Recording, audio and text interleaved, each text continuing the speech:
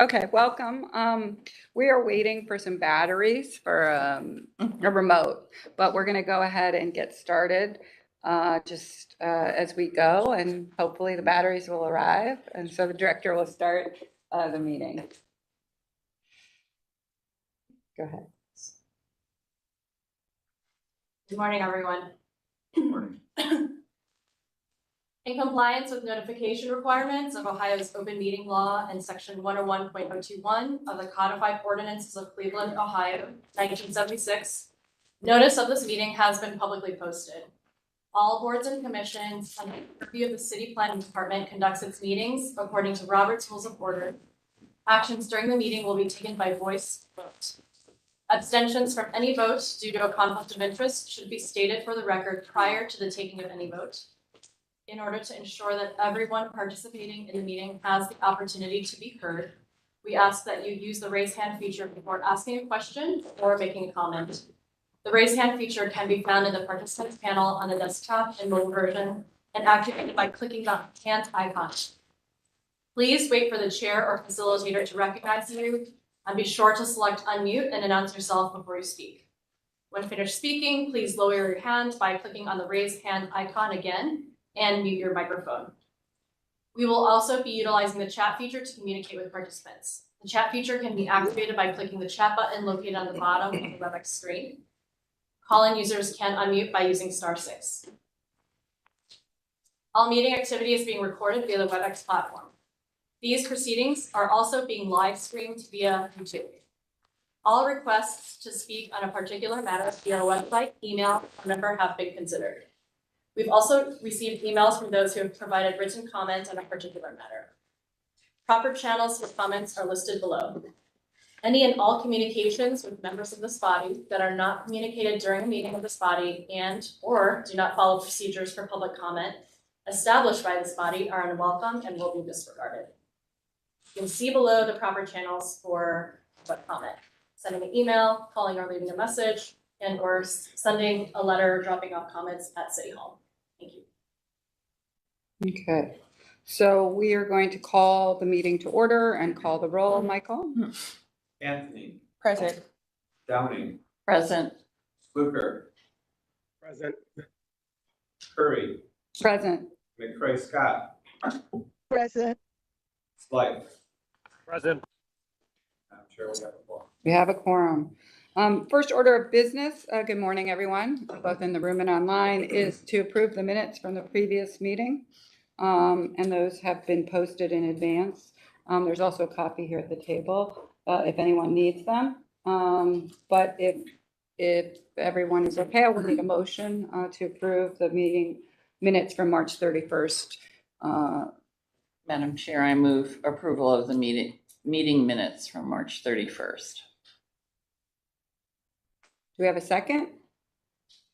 I'll second. And a second. We do, if you were not at the meeting, we'll ask that you abstain from voting on the previous minutes. Michael, call the roll. Anthony. Abstain. Downing. Yes. Fluker. Yes. Curry. Yes. McCray Scott. Yes. Yes. Denise? Yes. All right. Slight. Yes. Motion carries. Okay, thank you. First order of business is a zoning map text amendment. This is unnumbered ordinance for an update to the townhouse code. I just want to say a couple things first. First, at the previous meeting, we had a presentation by staff. It was informational only. We also took public comment. We are going to take public comment today as well. And so we're going to treat this as a public hearing as we consider this update to the townhouse code. And so with this, we will have a presentation first from staff. And then commission members will be able to ask questions of Shannon or the director about the matter. We'll also take sponsor testimony if it is appropriate, and that would be the council person or who is sponsoring the legislation. If that makes sense. And then we will open it up for public comment. We will take comment first for those in favor of this matter, and then we will take comment for those opposed. And even if you are not for or opposed, but you have questions, you can speak as well and ask your questions during this period.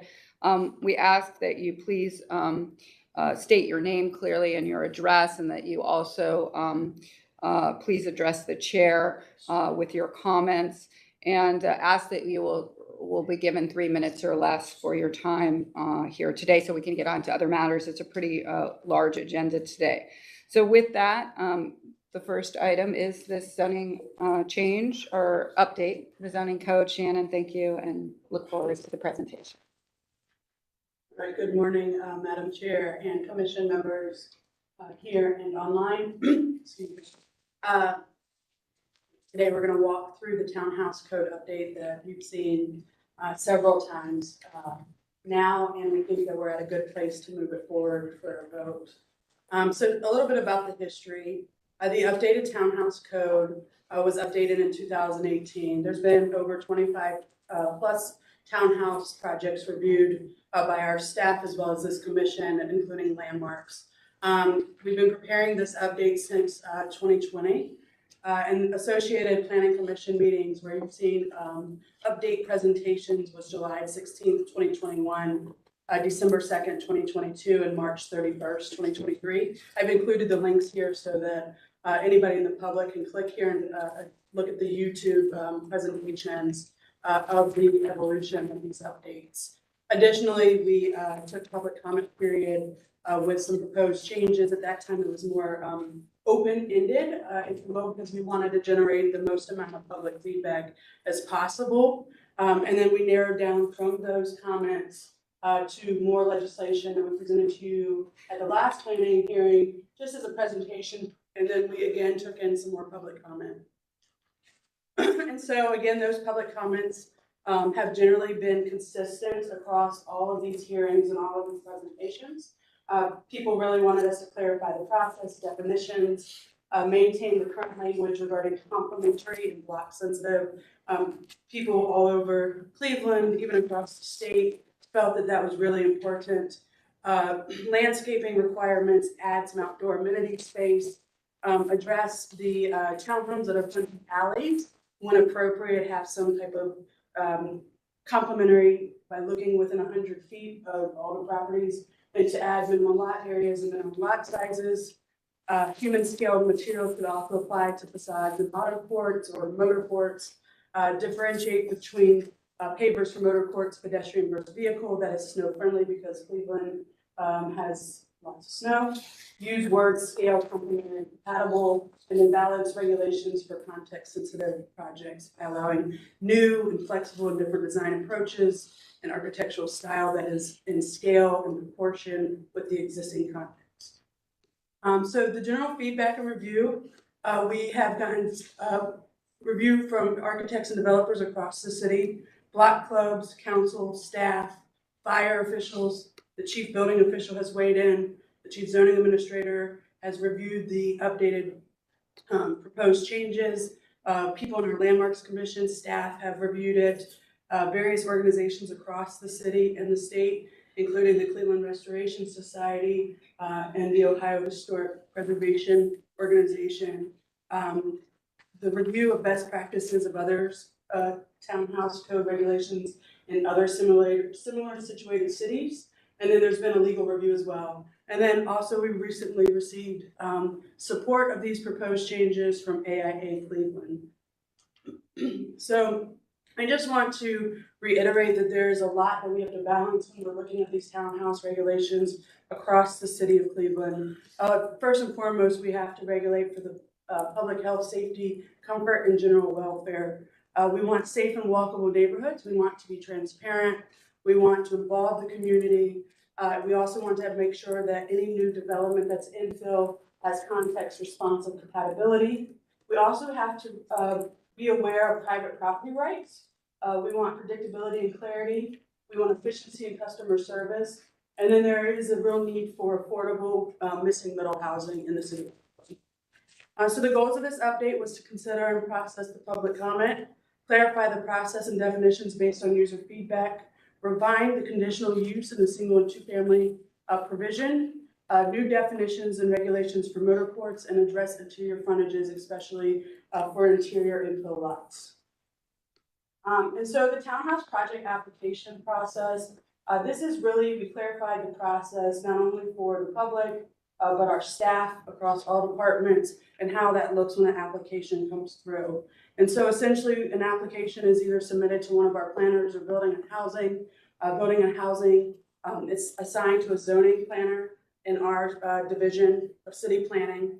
City planning basically makes a recommendation to the planning director as which RA district applies. And I'll walk through here in a minute how that applies. It's based on our existing setback calculations that we use for all units across the city of Cleveland as it relates to front yard setbacks. And then it's scheduled for planning commission. It goes to housing design review for 5 or less units, 6 to 16 unit, or 6 and above goes to regular design review. And then it comes to planning commission if it is located in a lower district than multifamily, so single family or two family for a conditional use. And I'll walk through some of that as we go forward. And so essentially, how do we measure setbacks and how do we determine which density applies for the townhouses? And that's really a calculation based on the average setbacks adjacent to the property in 100 feet in each direction. You find the average and then you fit it into which density district makes the most sense. Generally, setbacks reflects the type of land use form that happens on streets and really projects the density of that street based on those setbacks. And we've been using these setback calculations for at least the last 50 years. When we do a townhouse review, it's an adjudication. We do a plans examine.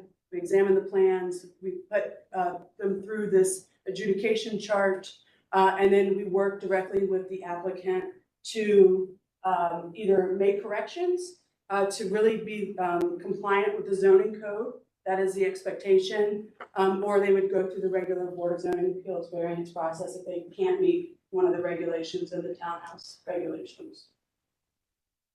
And so I'm just going to walk you through the changes. When you see green, that means that's new language. Red is language that we've removed, and yellow may just be like a legal question. And so essentially, we're proposing changing the purpose, and this was really generated from all of the feedback we received from all of the development and neighborhood organizations that really want us to clarify the purpose statement and make it more clear, I guess. And so really the inherent changing townhouse developments to townhouse projects, that was a legal maneuver. And then the inherent density of townhouses is a key component of this vision, but without thoughtful site planning and architectural design, this goal cannot be fully realized. The provisions and standards of this section are intended to accommodate a variety of innovative housing typologies for infill development and to ensure compatibility of such units in Cleveland's neighborhoods. And that was really just to make clear this purpose section. Next, just a note on definitions in the zoning code.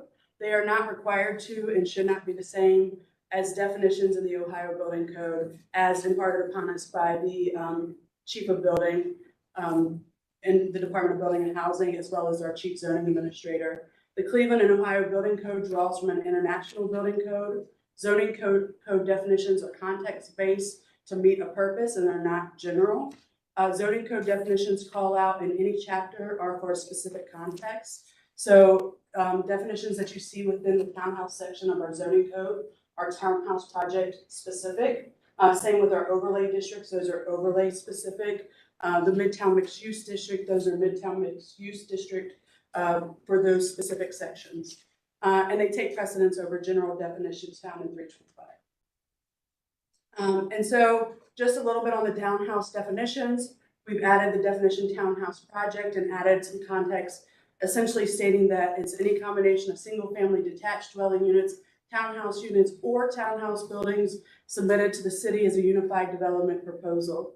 When a single family or two family detached dwelling units are part of a townhouse project application, they must be contiguous with townhouse units and must comply with all requirements for townhouse units for the purposes of this section. Single-family and two-family detached dwelling units may not exceed 1/3 of the total unit count for a townhouse project in order to be reviewed under this section. And then we changed principal street frontage to primary street frontage. That was for clarifying purposes, and that is now consistent with other sections of our zoning code, as well as what is the preferred architectural term. And so what does that mean? Essentially, what we're saying here is that if you have a townhouse project, which can consist of townhouse attached units, but if it has a detached single-family or two-family unit associated with that project, meaning it looks exactly like that project, is part of that project, just to make that project work financially or whatever have you, or maybe it's just what is the developer, the architect is seeking, that it is allowed to be a part of this project, but it must meet these standards. It must be contiguous, and then it cannot be more than 1/3 of the overall development. And so, and what that really, how that plays out is, as you can see here, there is a single-family detached unit within this project on the rear half of the lot. And it looks exactly like all of the attached units. And so we wouldn't want to not regulate that in the same way as, as the townhouses themselves, because essentially it is part of that townhouse project. And so this is an example of the previous site plan. As you can see, the rear detached unit looks exactly like all of the attached units. It is just part of this project to complete it. Some other definitions that we've added to this update is the motor court, and that is the preferred term. It's an internal private road for a townhouse project, allowing vehicular, pedestrian, and bicycle access from the public right-of-way to private garages. And then it states that court regulations do not apply to the townhouse units or townhouse projects. And that's really because those court regulations are generally for other types of projects within that are approached in the city. And that they do not really meet the intent and spirit of the townhouse projects under 337.1. Other definitions are clarifying the principal pedestrian entrance. It's an exterior door exclusive to the dwelling unit that offers a pedestrian the most visible and direct means of ingress and to a public right-of-way or a private walkway. What is a private walkway? That isn't defined in our code anywhere. It's any sidewalk or passageway located on a privately owned property. Muse unit has also been defined as any townhouse unit with an interior frontage facing a motor court. And then transition is an additional setback, a buffer requirement. And so we wanted to clarify the townhouses and townhouses projects in a single or two-family districts, which is what this planning commission makes decisions on as it relates to a conditional use. And they are permitted as conditional use, where such use is not permitted by right. Planning commission will determine whether the proposal meets all applicable site planning and architectural design standards established in subsection E, which is the section I'll walk through what that means, to ensure proper design and compatibility with existing uses. And then all townhouses will either go through housing design review or local design review, or landmarks if they're within a landmarks district, respectively. And so the existing use in a single family and two family provision, you will use these 4 categories to determine if the use meets the criteria for conditional use. And this is really because conditional uses is one of the primary functions of planning commissions as it relates to determining land use. And so we feel very confident in our design review bodies and our commission members to really be looking at these sites and these site plans to ensure that they meet compatibility, site layout as it relates to building orientation, setback, scale, streets, roof lines, architectural character, materials, colors, so forth. We're looking at building features as well as the circulation and parking. And that's really in relation to the residential design guidelines that have been adopted not only by this commission, but as well as our council members. And so when you're looking at site planning and design, it should meet height, front yard setback, scale, and proportion. And really working with our new planners and the design review on what that function is and how that looks, and reminding them of our residential design guidelines, because it's very clear, but it also allows for the maximum flexibility for townhouse projects. And so really also working with the project applicants to make sure that they are presenting all of these features that are necessary so that you all can make the determination. Again, this is roof forms and frontage features, and then the frontage features guidelines are laid out. And then circulation and parking and what that looks like to ensure maximum public safety for pedestrians and vehicles and to minimize that conflict. So much of the discussion and feedback has been surrounded around Muse units or interior frontages. And so we wanted to clarify those definitions and those requirements. And so a lot of comments have been about why do we not have minimum lot sizes for townhouse projects specifically? And that's really because prior to this update, there was constantly the need for variances, and 99.9% of them were always granted. And so right now, 84% of all lots in the two-family district are already substandard. And so when you're dividing up lots for townhouse projects, they're going to be further substandard. And so we went through and added front yard setback requirements. We adjusted for interior frontages and Muse units to be 10 feet across the board. We also upped the interior side yard depth to a minimum of 3 feet in our densest district, which is RA1, RA3. So just to back up a little bit, RA1 is the least dense, RA2 is average density, and RA3 allows for the most density within our districts. And again, those are determined based on the setback calculation that is average along the street where the infill development is going. And then we also, the rear yard depth, moved that from 0 feet to 3 feet in our densest district. The other items that we've added here is we've put in the requirement for pedestrian entrances for Muse units within the auto court. So for lots that are deeper than 150 feet, additional entrances need to be from the auto court, as well as if there's a side frontage, as well as the Muse units. I apologize.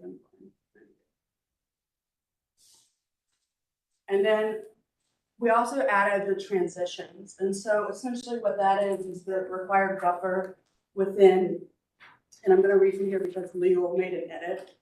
And so for each story that begins above 24 feet, or for each story over the second story, whichever is less, the minimum setback shall be from the property line is, or from the building line is, in the densest district, it'll be 10 feet, in the middle district, RA2, it'll be 5 feet, and then it'll be 3 feet, in addition to the ground story setback that's required. And then the other item that we've added, I apologize, is the private open space, and that was in the pre-2018 code, and many people wanted to see it returned, and so we've added it back to 150 feet, 100 feet, and 0 feet. There was a question as to why did we put 0 feet for the private open space in the densest district, and that's because it's the densest district, and the previous code iterations had it as 0 feet as well. The building design, again, these are townhouses that were permitted after the 2018 code was adopted. These are just some examples. Other items here is the motor court requiring a specific amount of landscaping, as well as the parking materials. So really the purpose of that section is to separate between vehicles and pedestrians and making sure that there is an obvious differentiation between the two, so that cars, will slow down, et cetera, for public safety purposes. And then just making a few edits there. Again, this is how the landscaping works. So essentially it's 25 square 7 for all the garage, for every garage door that you can see from the public right of way. It's 1,200 feet of garage door visible from the right of way. How does that work out? That means within the motor court, you need 100 square feet of landscaping. Also, a lot of this can be conditioned upon design review and adding what they believe may be more or less landscaping than is required at this basic foundation.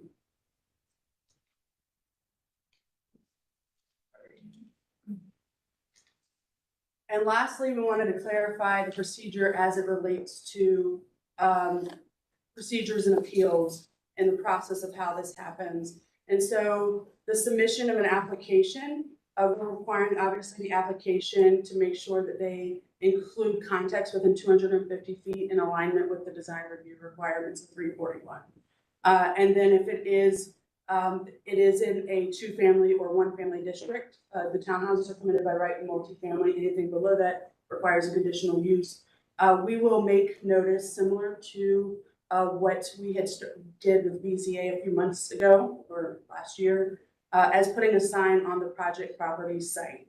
And that sign looks like the sign on the screen, where you will see townhouse, and it will have all of the details of the townhouse project, when it's going to be heard here at Planning Commission. And then you can scan it, and then we encourage the public, the neighbors to either write us, email us, call us, or they can come to the Planning Commission. And if they have standing, they may speak at the public hearing for that conditional use. We will also make notice on our website and on our social media channels for those hearings. And this really just clarifies that process. And that's it. So overall, those are the major updates. I think these updates, strike a good balance between, the people that absolutely hate, the interior frontages and interior lots, as well as the people that love them. I think that ultimately being more flexible is really important. We can regulate or we can over-regulate, but I think that in terms of site design and site placement and how these projects are infill, that our planning commission can help guide those projects in the best way possible with this foundation. I think with the setbacks, the transition, the open space requirement, and clarifying the public process really is beneficial and really can go the distance in achieving the concerns of the community.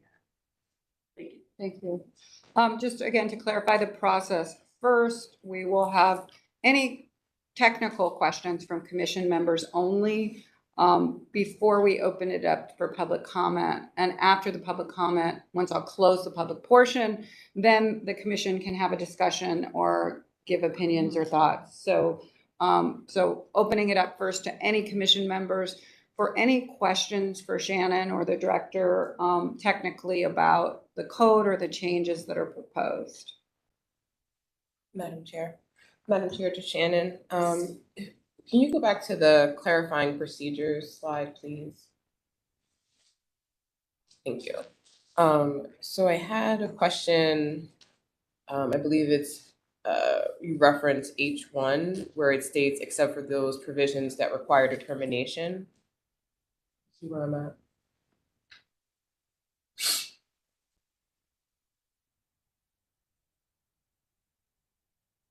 H1. Mm-hmm. For townhouse projects located in any zoning district where townhouse use is not permitted by right, am I reading the right section? Yes. Okay. So By right, the city planning commission shall review any application subject to conditional approval and shall determine whether the proposal meets all applicable standards to ensure proper design and compatibility. Yes. Okay. Sorry. No. So then you go on to say, or not you, the code goes on to say, except for those provisions that require determination. And I guess I was just curious as to what those exceptions may be.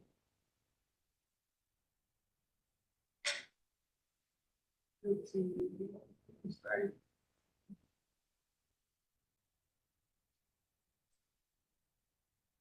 Can I see where you're reading? Sorry. I'm trying to find the exact section. Sorry, I was watching the recording from last week, so maybe the wording is different from last time. That's for the determination part, isn't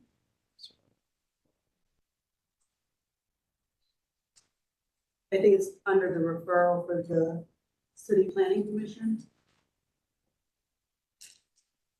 We can come back to that one. I'll find it. Like I said, I was looking at the recording from the 31st. Can't find the exact language. But I do have another technical question. Yep.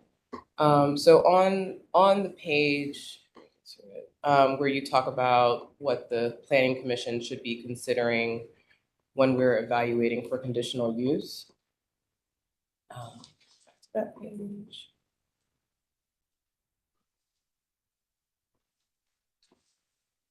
and maybe this is like a zoomed out question.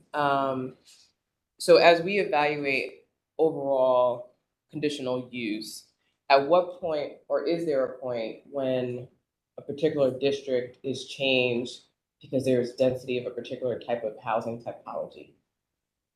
Right, so like we have an older housing stock, and there are certain parts of our city where we're seeing more development. Right? And so I guess I'm trying to understand at what point is the usage of conditional use not applicable because the housing typology of that particular part of the city has changed. Does that make sense? Yep. Okay. So I understand your question. So I think, first of all, a conditional use is just a special permit that's always site plan specific. And so currently, under the zoning code, townhomes are first permitted by right in a multifamily district. And beyond that, they're currently permitted as a conditional use in single family and two family. And so I think what you're asking is, once a neighborhood becomes more, our single family and two families maybe have more townhomes, when is conditional use not applicable? I think that would require another amendment to the code to allow, attached homes in all districts, starting with single family. Or that area gets Or that rezoned area gets multiple rezoned. Yep, family yep. because it's more dense. That's Okay. the other Yeah, option, yes. yes, I apologize. Thank you. That's a fair question. Thank you so much. Thank you. Are you okay with the first question? I'll find where Okay. I was Okay, go referencing ahead. and come back. And we can ask that question again after the public comment if we find it as well. Any other questions from commission members? I don't see any hands up online. So if not, we are going to go ahead and take sponsor testimony, public comment. Anybody who'd like to speak both in person or online, just raise your hand on the WebEx and I will call on you. As I said, state your name clearly and your address, and you have 3 minutes, and please address the chair. So any folks who are in favor of the zoning change first, or the code change, please raise your hand. Ben, maybe you're not in favor. So I saw Ben's hand go up. So these are first, those in favor. I will point out, and I'm sure staff will, we have a few letters. I'll do you want to do those in favor first, and then we'll take the others that came in for against. So Dear Chair, so we did receive one letter of support from AIA Cleveland, from the president of the board, Michael Kristoff. He, to summarize briefly, commends the city for its continued efforts to improve the built environment by making these updates. These will propel Cleveland in an exciting direction. While no code can anticipate every interpretation of its language, the city conducted a collaborative and thoughtful process. So congrats on the culmination of the efforts, and they offer their support. okay, and we all have a copy of that.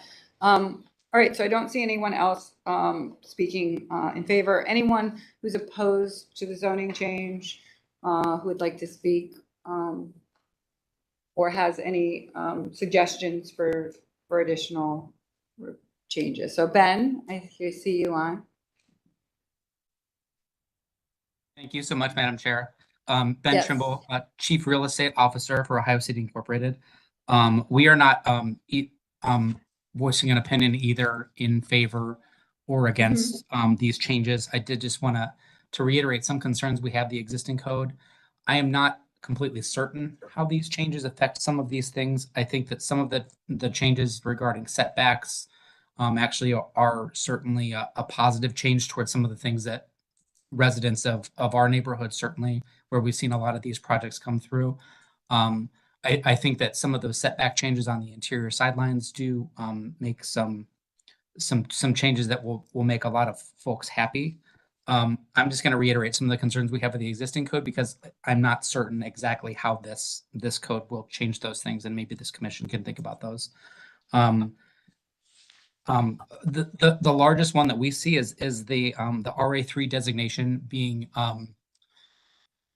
rooted in the setback of the existing street, because of the dense built typology of Ohio City. We have very short front yard setbacks, but there usually are still setbacks in residential areas.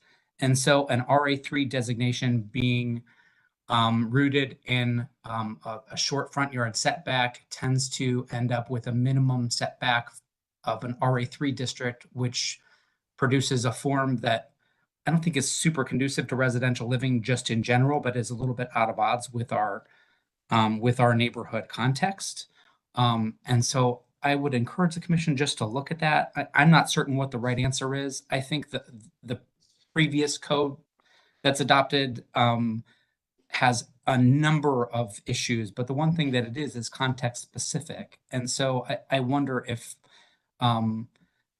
this commission or its staff could look at those issues to try to look at what makes sense from a contextual standpoint. Auto courts and the slot housing form, still, I don't see anything in this code update that will change that prevailing condition other than some greenery requirements. We do feel that, especially on wider lots, the townhouse code, and I'm not sure about these updates, but does allow for a very auto-centric development pattern in a walkable neighborhood and a neighborhood that prides itself on walkability and accessibility. That has been an issue. And affordability. We still have, while the goal of providing missing middle housing is very laudable and we support, we haven't seen that provided with the townhouse code update in the past couple of years. It's driven up land costs extraordinarily, and people are just building more and more $750,000 townhomes. And so I'm not sure how this code change fixes that. I would say just my one general comment, and I do also want to thank Shannon for meeting with us a couple times on this. We do appreciate that. We do appreciate the commission is looking at this because it has been sort of a difficult issue for our neighborhood. The one thing that I really worry about, and I think this was voiced by Councilman Slife at the last meeting, is that you are leaving a large amount of these decisions up to yourselves and the interpretation of architects and developers and your design review committee members. And I think that's going to be a recipe for trouble going forward. I think that anytime you can codify more of those rights for residents, for developers, for everything, it makes more surety in the process. And I think that's good for everyone. Thank you very much. Thank you, Ben. I see Elaine's hand. Yes, hi. Yep. Nope, it's Okay. not, no video. Hi, everybody. Thank you, Commission and Madam Chair. Appreciate being able to And- comment. Can you hear can me you- okay? Yeah, state your full name and your address. Yes, And I forgot will. that. But that's Yeah, okay. I will. So I'm Elaine Borowski. I'm the block chair, club chair for Duck Island. I think I will say very little because I checked off pretty much everything Ben said are the same exact comments and concerns for residents in Duck Island. And I think our bigger concern for this is that we really don't see the issues that we are faced every day with when the developers are coming. We don't see them necessarily addressed. And in particular, I think it is this area around the slot houses and just the lack of green space. I think if I have one comment, I would say, when you're taking down old houses and you have 2 parcels and you put up 9 houses in place of that, yes, that's high density, but it loses every tree and every green space that we have in these neighborhoods. And Duck Island's a little different because it's not as developed. And so I just think that, paying attention to green space and to tree canopy doesn't seem to be too much involved. I mean, landscape of a 2-foot tree or a 10-foot tree doesn't make up for the 150-year-old tree that they've torn down. So I think just trying to protect some of the neighborhood character and history would be much appreciated. But we do appreciate that the commission and that the city has at least taken on this process of updating. So thank you very much. Thank you. Anybody else who'd like to speak, who have someone in person, stand up, yes, state your name and. Thank you, Commission, Madam Chair. My name is Terry Wong. I'm a resident of Tremont. I'm also a member of the Council of Neighborhoods. and also a commissioner on the Cleveland Police Commission. So my concern, and I apologize if I missed some part of, if you covered this in your presentation. My concern is after looking at the code, and I'm not a trained architect, but I have background in science and art history, it was extremely difficult for me to understand what the townhouses would look like exactly if there was a standard. I understand there is a balance between having too rigid of regulations and having the flexibility to, to allow for more, compelling urban forms in our city. But I wish for a little bit more clarity in that respect, given the fact that I do have a mathematical background, and it's still difficult for me to understand the continuity of rules, and if they would be equally applied to developers and developments. The second point I want to make, and I think I saw that there fire was asked for. From my interpretation, as best I could, from the updates that we made, has there been any discussion with police about any potential impact on them? Because my concern is with the setbacks and the side-facing doors that are perpendicular to the street, it creates, I believe, it's very referred to them as views, but alleyways. And I've shared my concerns with the police officer that is on our commission, and he immediately saw an issue, a concern for public safety.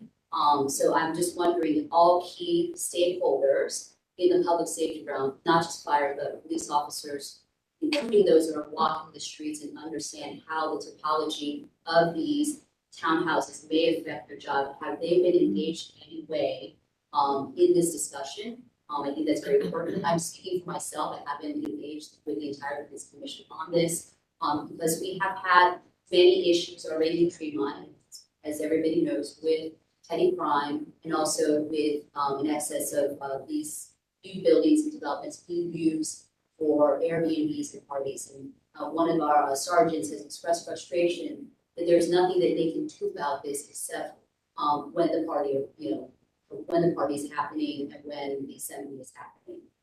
So I would just hope that all stakeholders are being listened to, especially I don't want to make the job of policemen and firemen harder from a safety point of view. These kind of topologies are facilitating alleyways that can run through whole blocks that cars cannot get through. It would definitely make Tremont and other similar neighborhoods that have this type of development probably less safe for its residents. Thank you so much. Thank you. Thank you. And, oh, by the way, I support the findings of the Cleveland Council, because I would encourage the commission to take a closer look at their concerns. Thank you. And I don't see any other hands raised, but there were two letters that we received that were raising questions or concerns. One was the Council of Cleveland Neighborhoods, and one was from a second letter that came from David Ellison. So I don't know if there's anything we wanted to say about these. We all have copies. They are on the record as well. So is there anything you'd like to say about it? I think many of the concerns, are repeated throughout both the document from the Council of Cleveland Neighborhoods and the Cleveland Architects and Attorneys Committee on Zoning, which has no relationship necessarily to the cities, but is an independent group of reviewers. I would say that the slot homes was mentioned, and ultimately I think that there is additional concern about the administrative aspect of the zoning section and the planning director having administration authority. And then also some, I would just say like the form of the tuck under townhouse or the slot home continues to be a discussion, including how the garage level is not as active, and so that creates probably the types of concerns expressed by some of those. But you can read the full letter to hear from the words of the writers themselves. Comments? Do you want us to have, go ahead and make a couple comments and then we'll open it up to. Okay, first I'm gonna close the public portion, actually at the meeting, there's no one else with their hand raised, and then have you respond, and then we'll have a conversation. Yeah, so I just wanted to make it really clear that like it was not without massive amounts of thought as it relates to slot homes, interior frontages, muse units. You know, there's such a great divide of people that totally hate it. They want them completely outlawed, and people that actually don't have an issue with them. You know, they like the townhouses that have been built. They live in the townhouses that have been built. And there's a market somewhere out there for them. I think that, you know, I understand the concerns on all sides, and that we really gave it a lot of thought, and we talked to a lot of people, public safety officials, chief of building, our zoning administration, architects, developers, all across the entire city, and different organizations, neighborhood organizations as well. And so I think ultimately by adding, you know, the additional setbacks and the transitions, that'll help curb a lot of some of those, you know, lay the foundation for maybe sites that were not, you know, maybe the most appropriate for those types of forms that were built. At the same time, it also allows for the greatest flexibility. And I think flexibility in zoning is really important. And I think design review as it relates to lawsuits and things like that, design review has been with the city of Cleveland for well over 30 years at minimum. And the purpose for it is to allow for a more democratic process as it relates to the design of this buildings and development of sites. And so I just want, you know, to be very clear that this was very thought out. We worked with all sorts of stakeholders as it relates to it and listened to all parts and felt as though laying some ground foundation regulations to address some of those issues, but also leaving up, you know, a lot of the flexibility as it relates to design, because not every street in the city of Cleveland. Okay, thank you. Commission members, anyone would like to make any comments or discussion?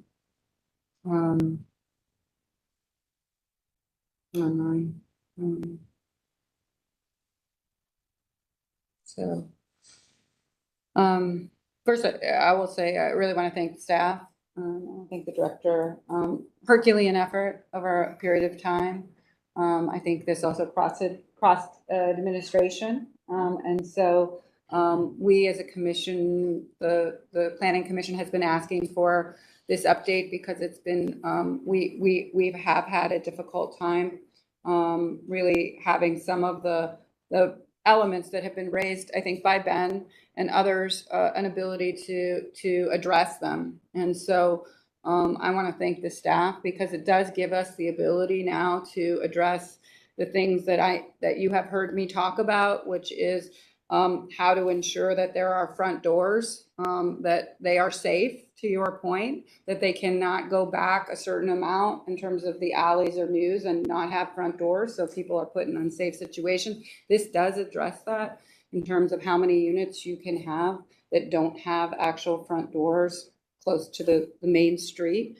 That was of real concern for me, both for public safety and just quality of life, or being able to find someone's home if you're visiting, you know. So I think they have really made an attempt to address some of the real pain points. I think the public process was another piece that I cared a lot about, which was how to ensure that since this is a different process, the community could participate in a structured way. That is addressed as well. And I do believe that great cities get made as both art and science, right? It's not one or the other. And I think over kind of trying to make the code itself do everything will actually make terrible places to be. So you need both. That's my opinion. It's an opinion. And so this is the kind of balancing act so that there is flexibility, but there are ways for us to ensure that bad things don't happen. I mean, I think we are trying to prevent kind of those that who are not trying to do what's in the best interest of both our city or for residents or things that I believe this does address those things that in the previous code did not give teeth to us to prevent those things. But for the most part, people want to build great places, and this will allow that to happen. So I really want to thank the staff for this. It's not perfect, never going to be perfect. We're going to have to iterate, and there may be a time that we're going to come back and make tweaks to this as we go. And I want to commend the staff for the openness to do that. And if there are aspects of this that we do see going forward that we need to address or make amendments to the code, we will ask that the city do that. So those are my comments. Councilman or August, anyone have any questions or comments? This is our second hearing of this, and I know we had a lot more comments at the last meeting. Madam Go ahead. Chair, I would just like, again, I'm not a person who keeps saying the same thing or repeat what others say. I think we need to move forward. I know we need to move forward. We need to know how this works, right? Results are results, and we can sit here and sort of gerrymander and talk about, iterations or tweaking things. But I think, again, staff and all who's been involved have made a Herculean effort to address some of our concerns. So I thank everyone. We will need a motion from someone. Madam Chair, I would like to make a motion, but before that, I want to thank Shannon and all of the work that she's done and the great thoughtfulness that you bring to the work that you do here. And also to all that you've involved in the discussion. This isn't an easy task. As Lillian said, it spanned 2 administrations and a lot of comments. So I want to thank you for that. And then I would like to make a motion to approve the updated townhouse code. Second. And I Speaker. second. We have a motion in 2 seconds. We'll take them both, but I think August beat you. So we have a motion at second, and we will call the roll. Anthony, Yes. Downing, Yes. Fluker, Yes. Curry. Yes. McRae Scott, Yes. Swett. Yes. Motion carried. Thank you very much. Thank you. Appreciate it. And we'll continue because we have a lot of items. So we're going to go a little bit quickly, make sure we get through everything today. The next one is a lot split and consolidation. Permit parcel number 004-13-017. Is Michael Wellman here to speak to this? Oh, hold on. We tabled it. So is Michael here before we remove it from the table? You're Michael. Okay, so first I need a motion to remove this one from the table. This was from February 17th, 2023. Madam Chair, I will make a motion to remove this from the table. And I second. A motion and a second. Call the roll. Anthony, Yes. Downing, Yes. Fluker, Yes. Curry, Yes. McRae Scott, Yes. Swett. Councilman, We didn't hear you. Councilman. Wave if you need to. Yes. Yes. Okay. It's removed from the table, so please go ahead, Michael. Thank you. Mike Wellman here from Meld Architects. I'm here with David Kirkpatrick, the owner of the property. We're here to request a lot split of the property located at the corner of Starkweather and West 10th Street. The existing property has a single-family house on it and a detached garage. The intent is to split the property into 3 parcels. We worked with staff to create an easement that verifies or assures that all properties will have access out to Starkweather. A driveway could be created and access to all properties will be maintained once the properties are divided. So really, that's kind of the bulk of it. I think the intent is probably, Dave can speak to this, but his intent is to probably, potentially sell the parcels. Sell them or Develop them? With if I can speak, Madam Chair, with the existing house at 2504 West 10th Street, that's a single family home. in-house for probably 25 years or so. And then what we have done is we're in the process of I don't really running to get home. But in order to accommodate the spot split, we have to take off a section, 2 sections of the house, lower sections that were added over the years. And then once we have the approval, if we're successful getting the proposal of lot split, then we begin the design phase for construction for lot split, as well as taking down the sections of the existing house.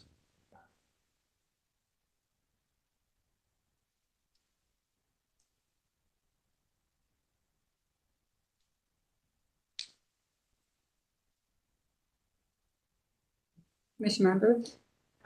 The chair, put in order, Donna Gorgonis, I don't know if it's, Oh, yes, for Donna. comments. Oh, yeah, that's fine. Donna from Tremont. Hi, good morning, members of the commission. This is Donna Gorgonis, the Economic Development and Real Estate Director of Tremont West Development Corporation. I would just ask that this has definitely not gone through the community process.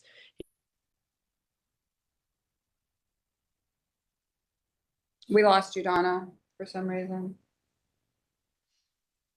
Proposed here is going to be, I find it a little concerning to approve a lot split if we're not exactly sure what will be the future of this. And it has not gone through the community process, I will reiterate. Thank you. To the chair, if I may respond. Traditionally, lot splits are an administrative function that typically don't require community engagement. We only bring to you the lot splits that may have a particular issue related to the lot split. We believe the applicant has addressed those concerns.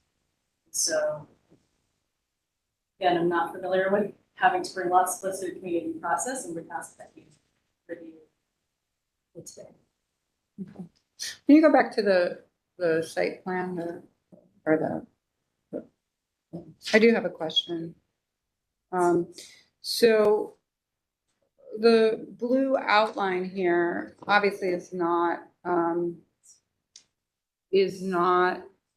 the proposed building footprints. No, not at all. Have No. you done any site layout? And the only reason I ask is I agree with the director about process, but when we do lot splits, we do usually see the kind of proposed site layout, if you will, where the building, not a full design, but where the building would sit, where the drive might be, just a kind of simple layout, so that we can understand where the drives might be, where the what you're proposing. Are you proposing garages or, that sort of thing? So I understand this is not a flag parcel. It has access to the street. There's a lot, understand how you may lay these out, but normally we would see the actual where you're heading with the building footprints before we would approve a speculative lot split. Do you have that? We did not. No. When we talked to staff before, it was we don't want to do a full design. Not a full design. We No. don't want to incur the cost unless we only build that stuff. So, Yeah. But anything that was built there would be to code as far as setbacks, and all the parcels would have direct access to start where they're at. Okay. That would not envision entering from West 10th Street. It's a corner lot. I don't want to enter from West 10th Street, because we just think from a design standpoint, we have a garage on West 10th Street. Okay. It would be a good design. Okay. So we wanted to have, to have a motor court in the back of the parcels there. Okay.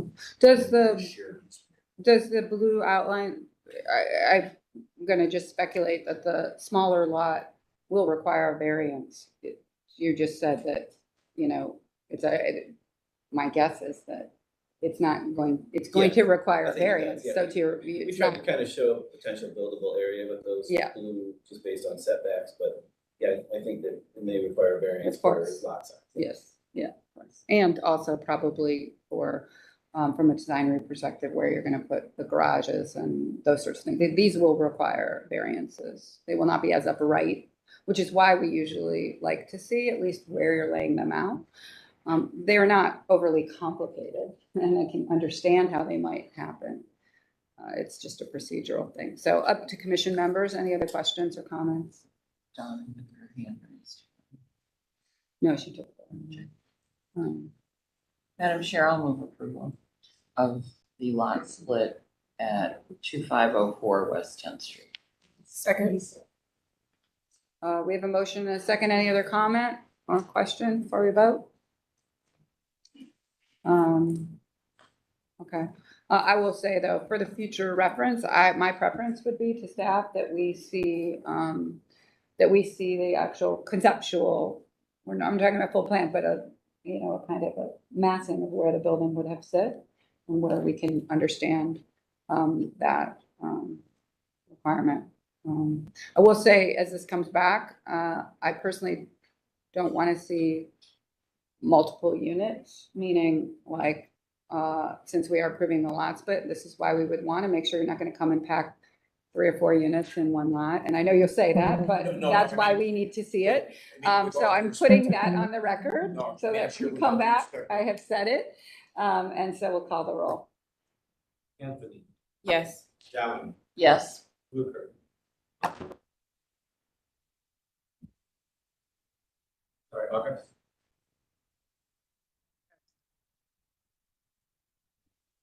I Hear heard, me? now we Now can we can. say yes. Yes. Okay, Curry, yes. Ray Scott, Yes. Slight, Yes. Motion carries. Thank you. I think that was Conditional on your use. guys' end because I froze No, up too. no. Conditional use permit and a pedestrian retail overlay. This is a public hearing. This is a public hearing for permanent parcel number 001-24-063. This is at 1407 West 117th Street. I'm going to let Shannon talk about the concerns. Once again, we're going to hear from staff, then we're going to hear sponsor testimony in this case, who's the applicant, and then we'll take public comment. Good morning again. Shannon Leonard, Chief Zoning Planner, City Planning Commission. This might be my last pedestrian retail overlay conditional use Ever. presentation. Maybe not ever, but I'm going to turn it over to my good colleague, Mr. Xavier Bay. Just wanted to let him see how these go. Okay. So this is for the urgent care center at the corner of West 117th in Detroit. You guys have previously seen this for design review. And then you'll see them as well today to go further into it after they're approved for the conditional uses. So this is the existing site. It's the existing Pizza Hut. The Pizza Hut is going to be demolished. The pedestrian retail overlay here is on RAPS West 117th and Detroit. So they have 2 pedestrian retail street frontages at this corner. It's also the boundary with Lakewood to the northwest. And so the proposal is for an urgent care center. And under our pedestrian retail overlay, it also has its own set of definitions and rules. And that's because of the nature of the overlay district. The overlay district is mapped in our historic shopping districts and corridors. And the real function is really to maintain and promote that neighborhood shopping feel that's very walkable and pedestrian friendly, as well as eyes on the street for public safety. And so in this section, things like churches, daycares, medical, urgent care, things of that nature, places of worship are considered institutional uses, even though in everyday language, an urgent care isn't an institutional use, it's a medical office. But in this specific section of our zoning code, it is defined as an institutional use, and that's because the pure function of it is difficult to work into the spirit and intent of a pedestrian retail district.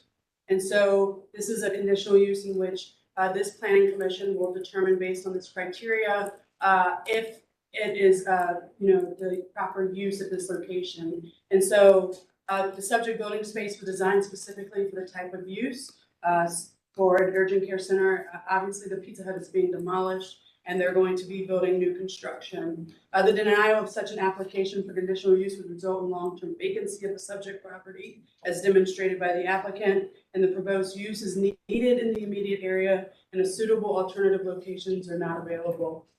The other conditional uses that they'll need, so that's just specifically the conditional use as an institutional use, is off-street parking within the first 40 feet, which is the pedestrian public frontage, as well as a public driveway over a public sidewalk. So in this instance, they have actually two entrances and they plan on maintaining those two entrances, one being on Detroit and one on West 117th Street. And so this commission is to determine if that size, shape, and layout of the subject property does not permit placement of parking, loading, or the driveway in a more suitable location, or it has been demonstrated by the applicant that the placement of such parking or driveway would jeopardize the continued occupancy of the subject property.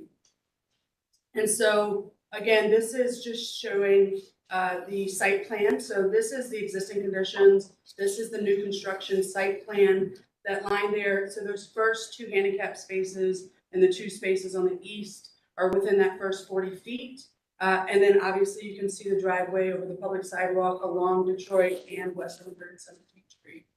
The other conditional use that they will need is there's no public pedestrian entrance on the pedestrian frontage, street frontage.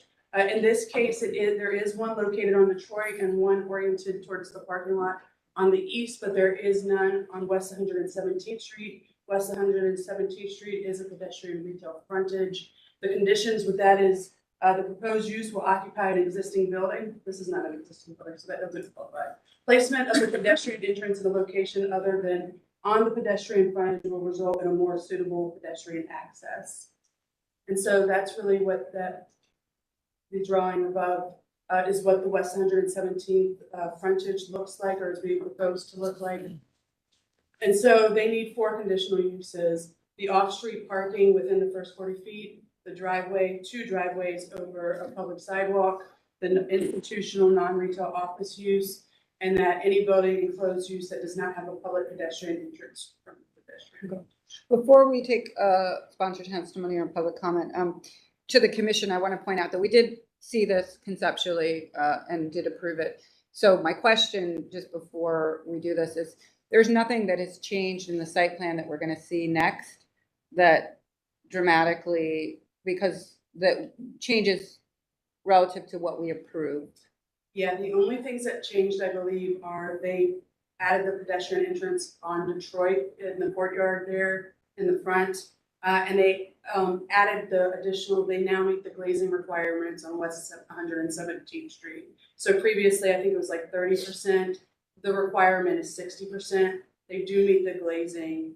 So that means that they don't have to go to the board of zoning. Okay. But in terms of the overall site plan, I believe it's exactly Okay. the same. So they actually improved it relative to the, like They it's did more with the glazing. with the glazing. With And the eyes on the they street. haven't changed anything that is, you Yes. answered my question. Okay, is there a applicant or proponent, the person who sponsor who would like to speak first? Can raise your hand. Is it Dave? Yes, can you hear me? Yes. Okay, yes, I'm an architect representative for the owner, but also we do have Katie Weber Okay. with the owner. I believe she wanted to kind of Okay. kick things off for us. Go ahead. Good morning. Thank you, commission members. I'm Catherine Weber of Mansfield Gavin. I'm land use counsel for the owner.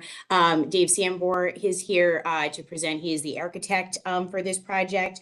We also have Jeff Manilis, who is one of the partners of the property owner, who will explain a little bit more about the specific use and that's proposed in this. But I will let Dave go ahead and give you a rundown of the conditional use permits that we are seeking regarding the design of the project.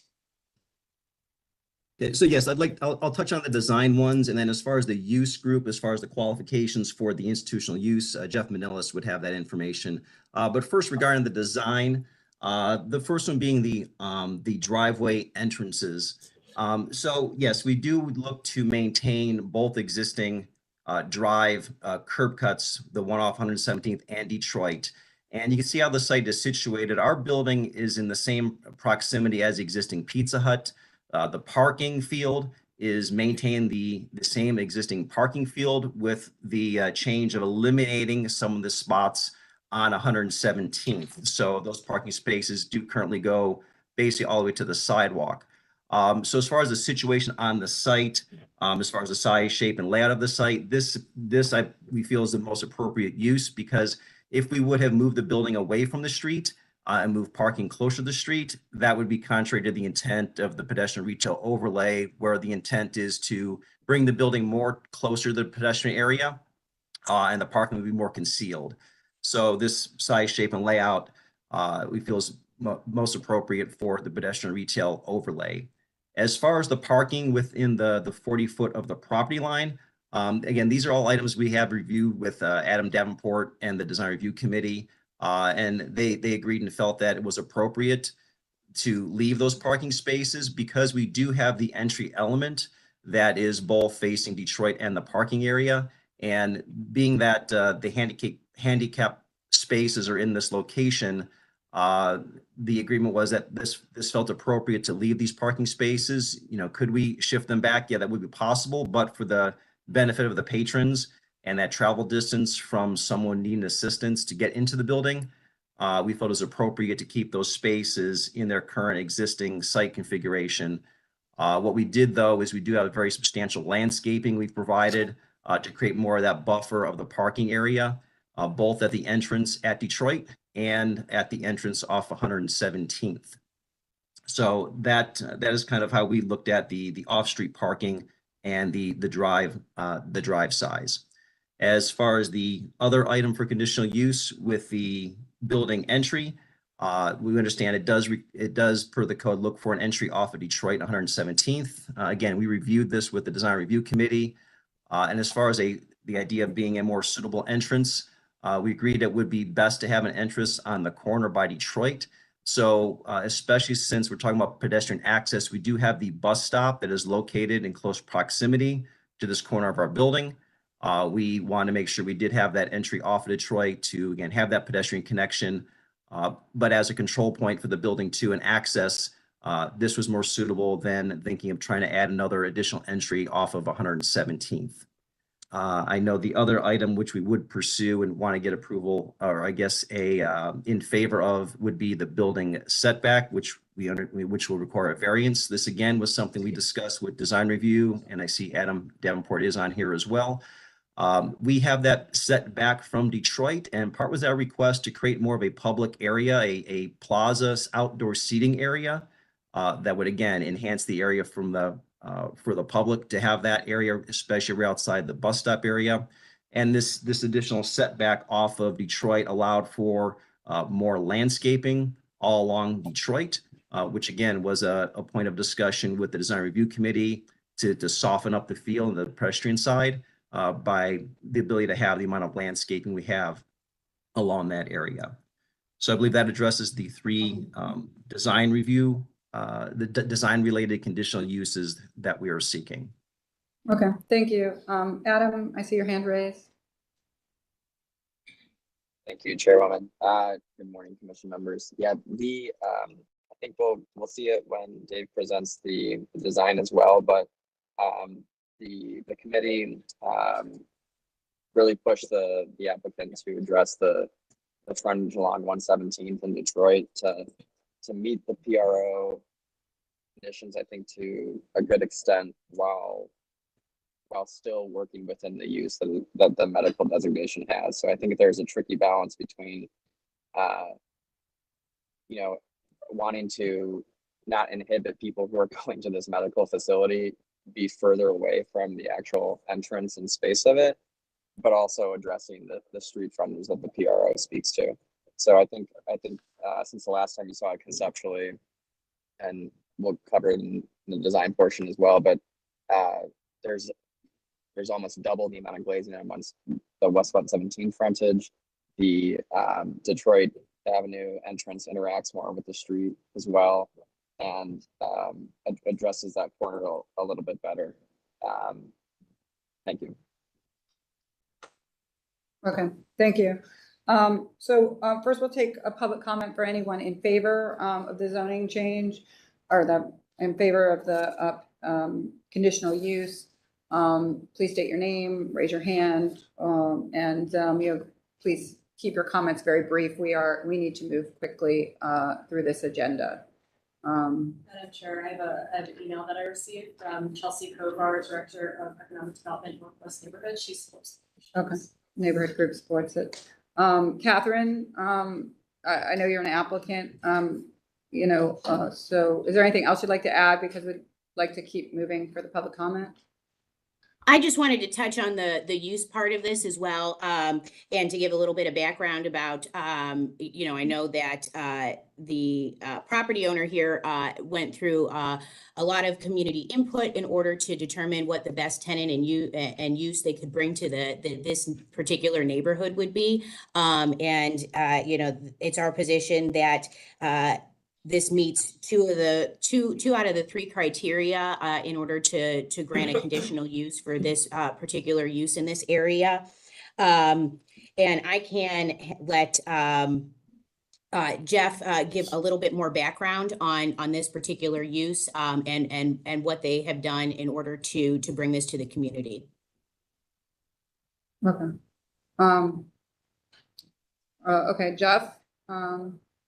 Jeff Manillas. Yeah, Madam Chair and members of the commission, I'll be very brief. We bought we bought this property over a year ago with the intent to improve the use and the look of this corner. We have been working with Chelsea for, I would say, a good 9 months to get their input as to what they'd like to see here. They were very adamant. They didn't want restaurant, fast food, QSR, drive-throughs. So we went on a search for basically healthcare. We were looking at some veterinarian clinic type options, things that would serve this community.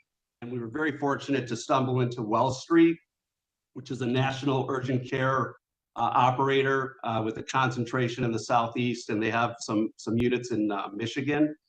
They formed in a partnership with University Health Systems at the end of last year, and they are very excited to make a strong presence in the Ohio market and the Cleveland, obviously, submarket. So we were successful in hammering out a long-term lease agreement with them to build a facility here, which I think would serve this community. It's a 7-day-a-week, no appointment necessary urgent care center that really is meant to take care of the community needs versus going to an emergency room. They do pretty much everything other than the real critical care items that would require an emergency room visit. So they are very excited. They did all their homework. They did market studies. They got a very high score for this trade area and for this location to open a center. And so they're looking forward to getting this building demolished and getting it a new one built. So that's in a nutshell our history. We own and operate 30 properties in Ohio.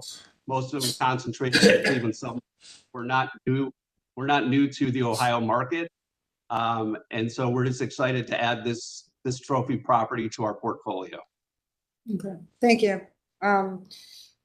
So now I think we'll ask, unless there's anyone else speaking in favor, if there's anyone who's opposed to this matter. I can raise your hand.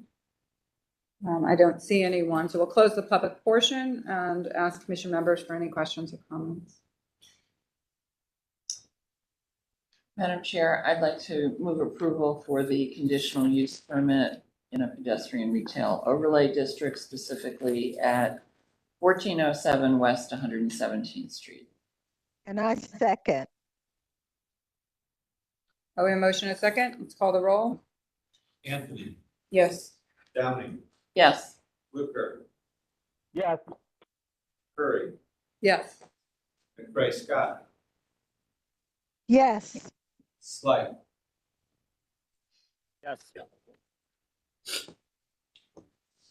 Motion carries. So now we're going to run a design review. This is the same matter in design review for final approval.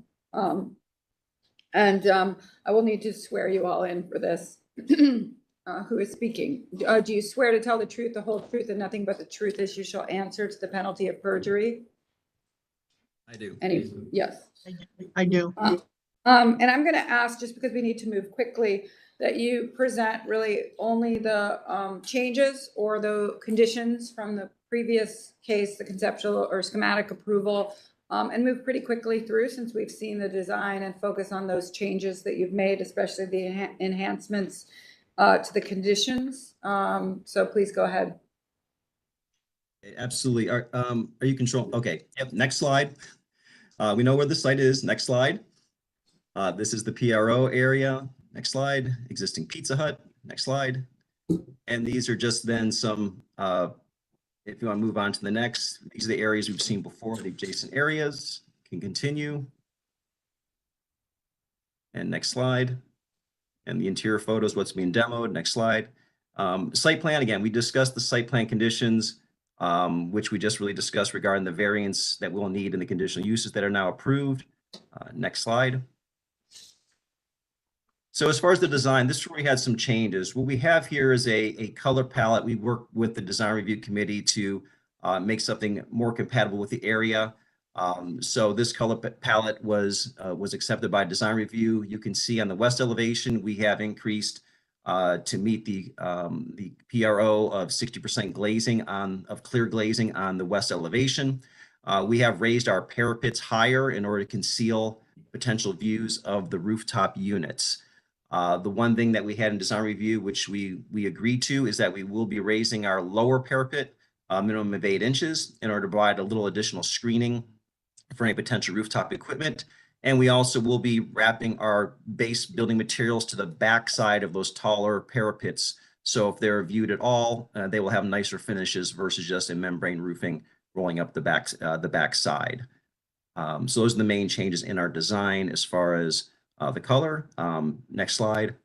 These are just coming up here, just our CAD showing those views.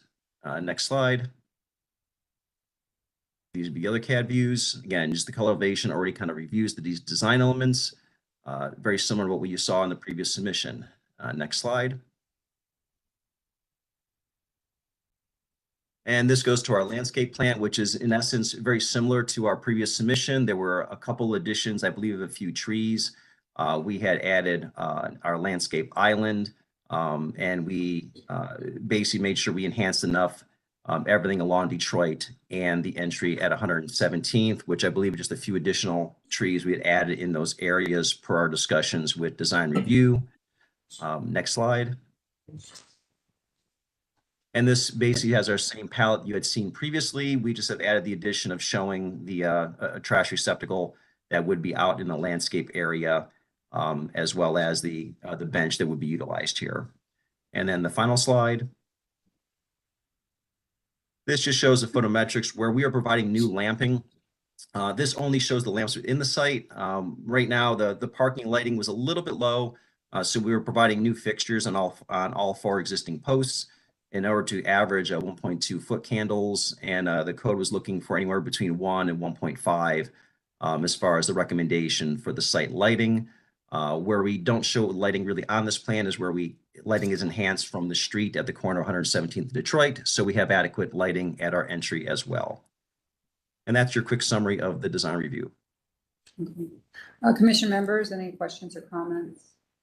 Madam Chair, I'd like to move approval for final approval for the property at West 117th Street, the new urgent care center. We have a couple of Okay, and that's going to challenge mine. Okay, with the addition of the conditions from the design review panel.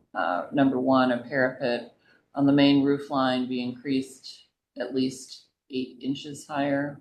And number 2, a parapet on cornices extend the EIFS detailing around the back of the cornice so it cannot be seen from the street, with the same coloring as the front so as to look intentional. We have a motion. Second. And a second. Any other comments? Go ahead. Commission member. I think she was. Oh, just a second. Okay, call the roll. Yes. Downing, Yes. Fluker, Yes. Curry, Yes. McCray Scott, Yes. Slight, Yes. Motion carries. All right, let's move on to, this is Far West Vietnamese Temple Edition. This is seeking conceptual design approval. This is at 4724 West 130th. Joey, I have here speaking, and anybody else, I'll swear you in. Do you swear to tell the truth, the whole truth, and nothing but the truth as you shall answer to the penalty of perjury?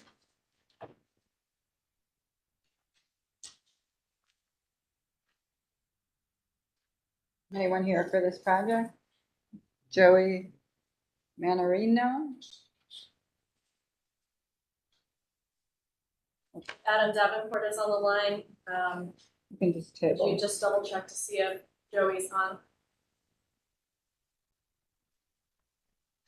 We need to table and come back or.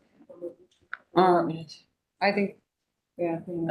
Madam Chair, I would move to table this. We have a motion. Do we have a second? Second. Motion and a second. Call the roll. Anthony, Yes. Downing, Yes. Fluker, Yes. Curry, Yes. McCray Scott, Yes. Slight, Motion carries. Next is Near West Design Review. This is Lincoln Heights Development at 1850 Brevier Avenue. This is from Brandon at Geis. I'll note that we did grant schematic approval, but asked for some items. So we'll ask that Brandon address them. They are listed here on our agenda. Brandon, are you on? I am. Okay, do you swear to tell the truth, the whole truth, and nothing but the truth as you shall answer to the penalty of perjury? I do, and also with me, Hannah Cohen, Brad Nosen, Patrick Thornton. I think Jim Clark's on as well, as far as the project team. I think those are the only ones that may be speaking. Can I hear an aye from all of them? Aye. Okay. Take it away. And Brandon, I know you know this, if you can move pretty quickly, just because we have a big agenda still. Yep, no, try to get you guys back on schedule here. I'll try to highlight just the things that changed. We have seen you guys 3 times for this project, so. But important project, so it's a huge project, so still do justice to it. Yes. Understood. The project's located on an empty site nestled in the heart of Lincoln Heights. It was a huge part of the Reaching for the Heights master plan and concept for green space and connecting that neighborhood. If you want to go to the next slide. This next slide was a slide that we kind of added. It was with the request of the Planning Commission, just showing access for both vehicular and pedestrian. The site, as I mentioned, is nestled behind the proposed West 20th apartment project and behind the recently, I think, completed Trio project on West 25th. The intention is to have a pedestrian access and wayfinding from West 25th into the site, also from Revere into the site, and then lastly from Lamoille Court into the site for the pedestrian access to the green space. The blue is the vehicular access, so there's a one-way out onto Lamoille Court, but the main access will be off of Revere in a 2-way fashion. The drive, that will be a private drive meandering through the site, is not going to be gated. It will be free access, but the intent was to try to limit the use of that being a cut through. Next slide. So just a general overview, the site plan has not changed from the last time you've seen it, but just to give everyone a perspective, it's a 170 unit 5-story apartment building to the right on this plan, and then the 21 townhouses to the left, all aligning that 1.15 acre park, which we have a lot more detail to share with you guys. Next slide. So just to rehash some of the concept images that have been integrated into the design of this project, there's a meandering bioswale that we'll be utilizing for some of our retention and stormwater management system that'll meander along the bike path and pedestrian pathway. We do have some significant grade changes in the park area, so we are utilizing this kind of precast concrete stepping stone or gathering areas to kind of connect the paths in a more informal setting, the ability to have some seating, and then again, that kind of opportunity for creating neighborhoods and landmarks within that park for different various gathering spaces.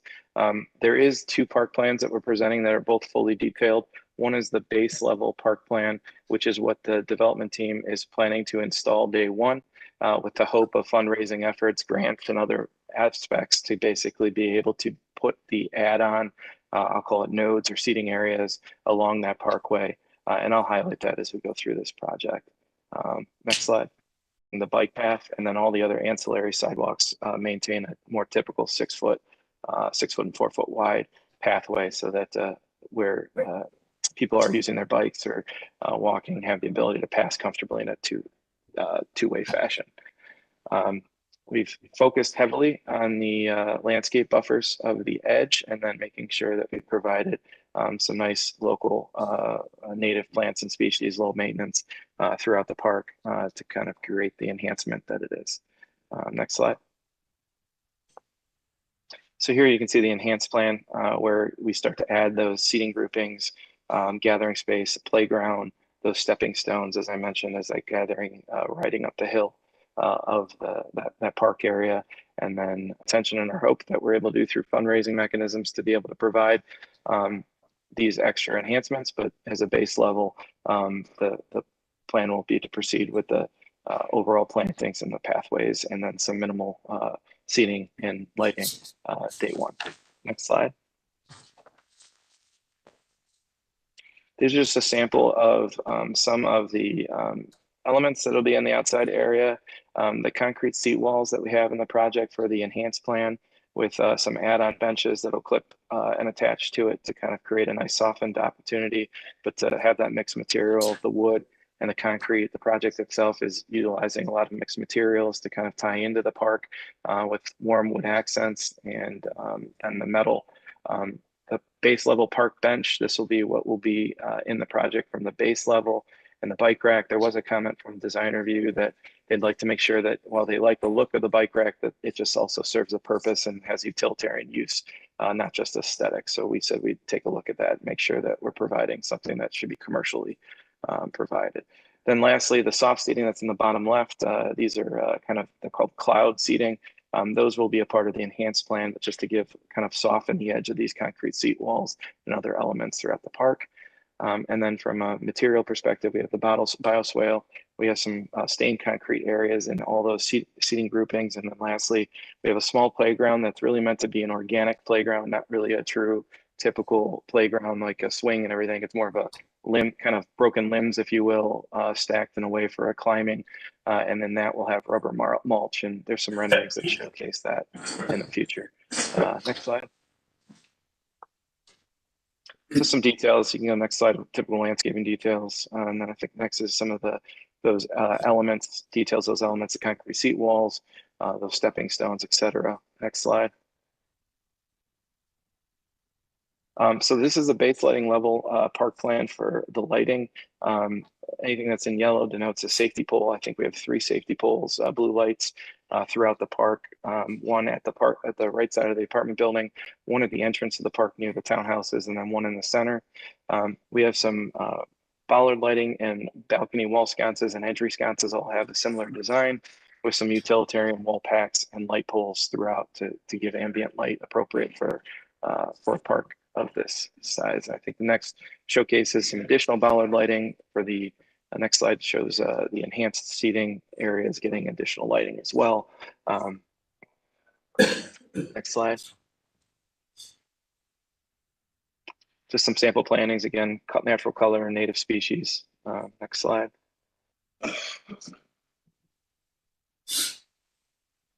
And then building design has not really changed that much from when you guys last seen it. So I'll just quickly go through it. If you want to keep going while I'm talking through these next few slides of renderings, the intent is to create some various materials, some warmth of the wood in the park and tie to the park with texturing of the masonry, corbelling, and stacking mechanisms with the textured panels, metal panels on the buildings. Next slide. This is a view of the park. Here's a view of the entrance. Basically, as soon as you get to the end of Brevier and the extension we'll be creating, which will be the entrance to the park and the entrance to the building. Next slide is an evening shot showing the exterior lighting on the building to really create kind of a soft glow, but at least denote the entry points of the building. There's 3 locations we're creating that vertical portal, 2 on this side and 1 on the other. You can see the roof deck terrace on this as well. It'll have a nice skyline view. Next slide. This is a view on the other side from the park. Again, you can see the playground with that kind of organic timber style design as more of a passive playground at the foot of the apartment building. Next slide. Here's an entrance or look back at the underway of that drive. One of the elements that we have not done, but the development team is looking to do is have a mural and commission of artists for the underside of the tunnelway to create some public art on that way. They have not been able to commission that artist yet, but there will be a public mural on this building to kind of create some life and energy underneath that walkway and area. Next slide. Just the exterior material board for the building, unchanged from the last time you guys have seen it. Next slide. 107 units, 21 townhomes, basically untouched from the last time you've seen it. Next slide. And if you want to just scroll through these next few, there's the colored elevations. I think the next one shows the cast plan of lighting casting of where lights will be on the building, exterior lighting will be on the building, and their lit effect. Next slide. Next slide. And then I'll turn it over to Pat to talk through the townhouse. Yeah, we've made some minor improvements to these townhomes since the last time you've seen them. They, as you can see here in this rendering, we've dressed the exposed ends of the buildings, trying to improve the appearance there. You can see here that they kind of cascade down the hill. Next slide. The floor plates remain almost identical to what we had before. Next slide. Here you can see the units cascading down the hill. This is the 5-unit building. We have these in a repetitive fashion.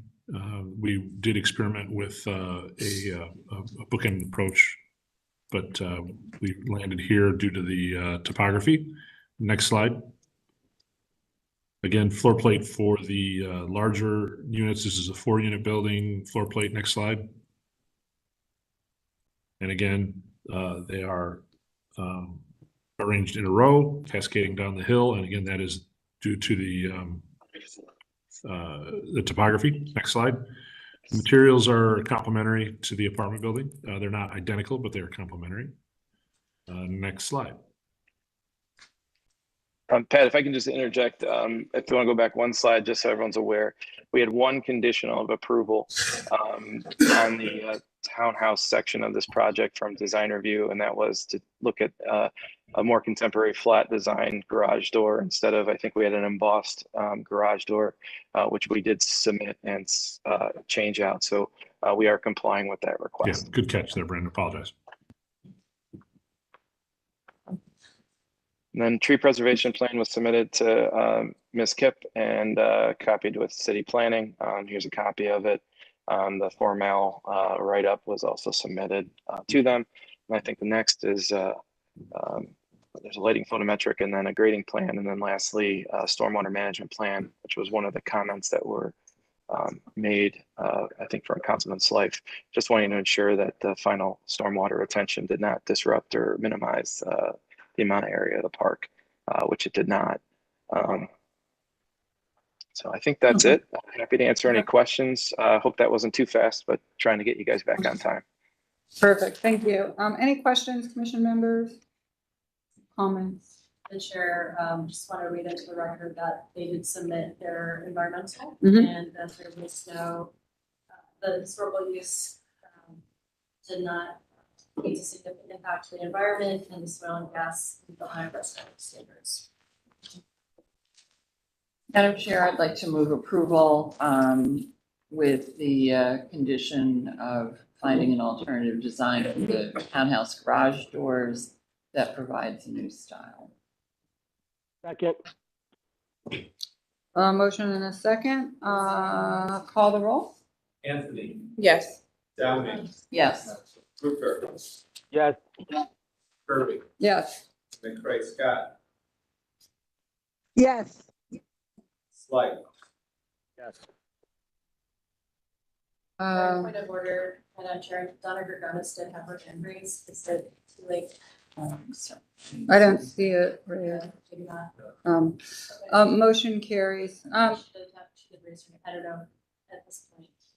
Yeah, it's probably too. Motion carries. Thank you. Next item is the proposed demolition. This is from the city of Cleveland of a two-story mixed-use building seeking final approval at 2919 East 59th Street. Brett, are you here from the city of Cleveland? I don't need to swear you in.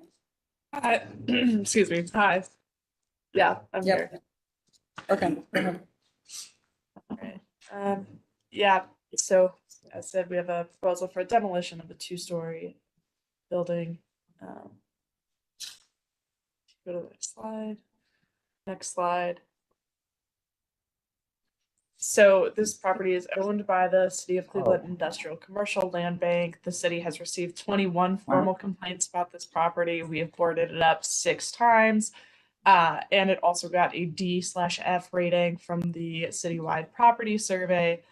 And the immediate site plan would be a vacant lot, but it would be a lot owned by the Industrial Commercial Land Bank. They're interested in it becoming a vacant lot because they have some future plans for this area. If you could go on to the next slide. I don't think you need to go any further. I'll move approval, Madam Chair, especially because if it's city-owned, the city's self-insured and we're liable if someone gets hurt. Yes. That's right. And I second, Madam Chair. Motion and a second. Councilman. Motion and a second, call the roll. Anthony, Yes. Downing, Yes. Hooper, Yes. Curry, Yes. McCray Scott, Yes. Slight. Yes. Motion carries. We should not let these get so far. I agree. So the next one is in Fairfax Market signage. This is seeking final approval. We did see this project. Obviously, it's under construction, but this is the signage at the southwest corner of Cedar and 105th. I'll need to swear you in all. I know Shannon's going to speak. Do you swear to tell the truth, the whole truth, and nothing but the truth as you shall answer to the penalty of perjury? I do. Aaron, are you the only one speaking? Probably. I am. I'm being joined by Okay. Minnie Voss with Meyer, but I'm planning on being the only one to Okay. speak. Okay, thank you. Shannon, if you could go pretty fast, please. Keep it really simple. Good morning, Shannon Leonard, Chief Zoning Planner, City Planning Commission. The proposal here is obviously for business identification signage for this development that we've all seen a couple times now. Why the Planning Commission? Essentially in our sign code, it gives you the ability to alter the sign or vary the sign code to create better design compatibility that meets our design guidelines and is the minimum variation necessary, really to allow for the Planning Commission to make that determination. And so essentially here they are promoting a series of signage, but just quickly, they are proposing the 4 blade signs along 2 on Cedar and 2 on East 105th Street. They're permitted 1 blade sign per unit at 12 square feet, and they just need a variance for the amount of the signs here. And then they're also permitting, they're permitted 2 freestanding signs. They are proposing 2 freestanding monument signs at their vehicular entrances to their parking lot at 50 square feet max. Both together, they're just each 32.5 square feet, so no variance is needed there. And then they are permitted 356 square feet of business identification signage along Cedar.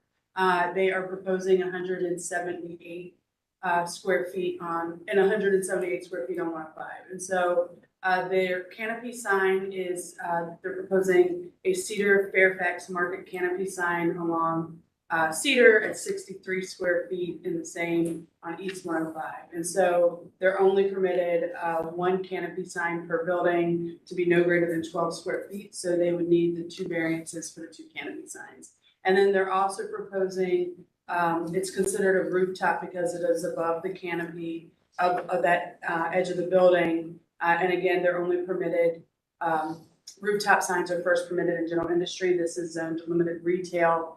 So they need it for that as well.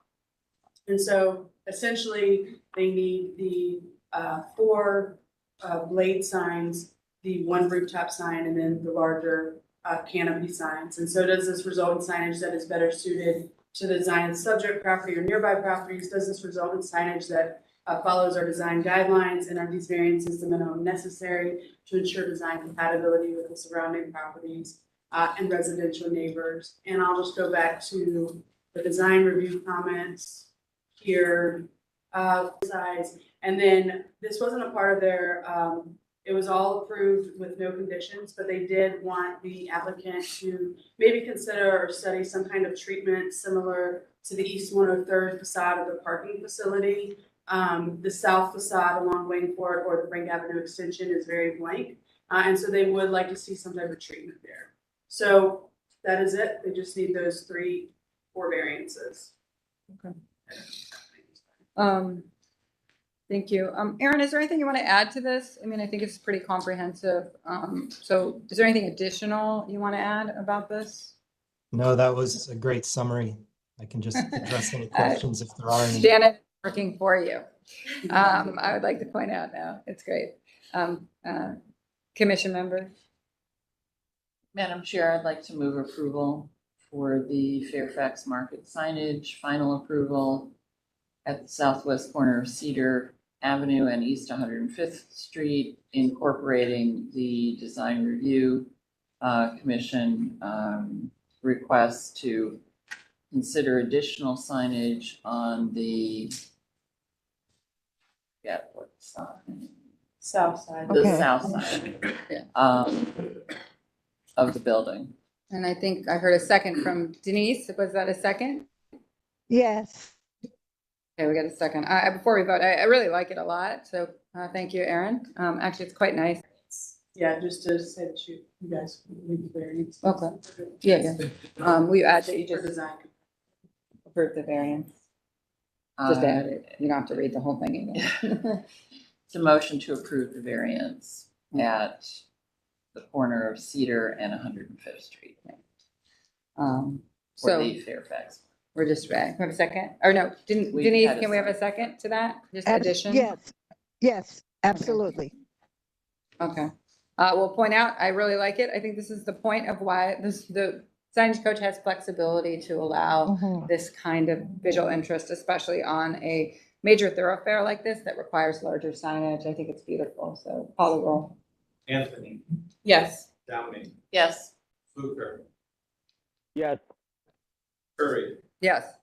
McCray Scott, Yes. Slight. Yes. Motion carries. Thank you. Thank you. The next item is Euclid Corridor. This is Chester 82, 1898 East 82nd Street. Arn, I'm going to swear you all in at once. Do you swear to tell the truth, the whole truth, and nothing but the truth as you shall answer to the penalty of perjury? Yes. Okay. And also, you can move pretty quickly. since we have- We're gonna go really quickly Okay, and just talk because about we saw this, just for commission members, this is for final approval. final approval on the Chester 82 project, the old Madonna Hall site. After 2 community engagement meetings, several meetings with the closest to butter, Euclid Corridor Design Review Commission meetings with Planning Commission, and as well as recommendations from Planning Department. We have made changes over time to site planning density. We've gone from 162 to 131 units, parking, 165 spaces down to 138. Changed lands, added a lot of landscaping. We've changed the massing and the building height. We've made specific accommodations for the abutter.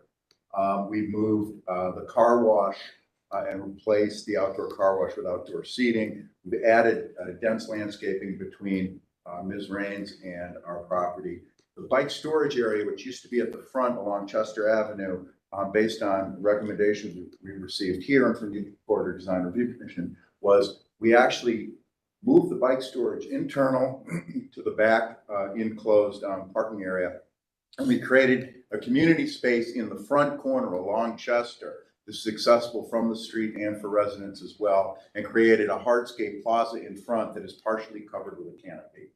That is a big change. The second change we made is due to concerns that we heard from the closest abutter, Ms. Raines, and to be responsive, we eliminated the amenity deck that used to be at the second floor, which was an outdoor gathering space, which could have created some noise. That activity has now been moved to the front along Chester Avenue, where we think it's more important, more appropriate. Elevations of the building, the biggest change is the extension of the canopy in front. Nothing else has changed where we've reduced the building height and the density. We've added more landscaping there. You've seen the pattern and palette and materials. And this is the additional landscaping that we've added. Plan to make this very green. Trellis, lots of plantings, lots of color, and really try and reactivate the green tree lawn along Chester Avenue and East 82nd and East 81st that's missing now. We've also made, the site lighting remains unchanged based on the recommendations made last time. I believe that is our presentation, so I'll just stop there. Commission members, any questions or comments? Madam Chair, just a quick question. Can you say again the number of units and parking spaces that changed? We are now, we landed at 131 units total and 138 parking spaces, most of which are in front. This is Director Wong. First of all, thank you for making the change to moving the common space to Chester. I think that'll activate Chester more and show what's happening inside the building. My only question I realize now is that, Shannon, does the bike parking comply with the movement of the bike parking have any issue from a zoning code perspective or no? And so, how many the bike parking is internal? Yes. Front and. It's in the garage. It's within the garage, but it's. Oh, okay. Why don't you have enough bike? 115. Okay. We also added the landscape islands. That was a comment from this. Denise? Yeah, my question was that they decreased the number of units to make the units larger, or was that a part of the landscaping plan to give more room around the perimeter of the building? So the question is, the number of buildings. We actually reduced the height of the building. We took off part of the top floor off and along East 82nd and along East 81st, which reduced the number. That's how we reduced the units. We made the building smaller. Does that answer your question, Denise? Well, yes and no, but I was wondering why they decreased the number of units in the building, because it was, you had more units before. I think it was 160. Is that correct? And you went down to 130? Did I hear that correct? Yeah, we reduced by 31 units total over time. By taking the fifth floor off, part of the fifth floor off in 2 locations, those units went away. She's also asking. Okay. It's bigger. Okay. No. Just shorter. Okay. I'm fine with that answer. Okay. Madam Chair. Any other questions? I'd like to move approval, final approval for Chester 82 new construction. There were no comments from this. A second? Second. We have a second from, can you call the roll? Anthony, Yes. Downey, Yes. Fluker. Curry, Yes. McCray Scott, No, Slight, Yes. Councilman? Yes, can you hear me? Yeah, there you go. Motion carries. We had one no vote, just for the record, if you heard that. Mandatory referrals, which are left, and these are usually presented by staff. And the first one is designating Advent Evangelical Lutheran Church as a Cleveland landmark. Carl. Thank you. Carl Brundis, Landmark staff. It was for Advent Evangelical Lutheran Church at 1509 Hartwood Avenue. This is located in Ward 1 on the border of Union Miles and Lee Hartwood neighborhoods. Reverend Alan G. Youngblood was called by the Board of American Missions United Lutheran Church of America, developing the Lutheran Church in Southeast Cleveland. The first service that actually become this congregation was held on November 27th, 1960, building nearby. Very briefly, the early 1960s was the main transition period for the Lutheran Church. There were many mergers and recreations.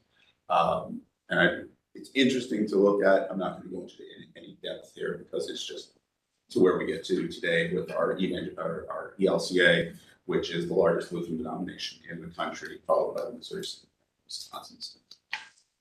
Advent Evangelical,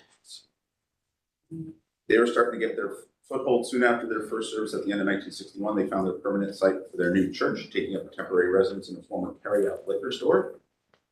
They had their first service in that building on April 1st, 1962, and officially organized on June 10th. The building was adapted for a more appropriate use for a house of worship.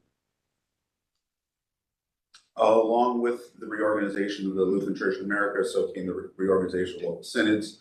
Of the 337 congregations in the Ohio Synod, Advent was the first to be accepted. They then started working on finding a new church with an interesting design, mid-century design, and cost $145,000, which would be about $1.4 million today. And the architects were Whitley and Whitley Inc.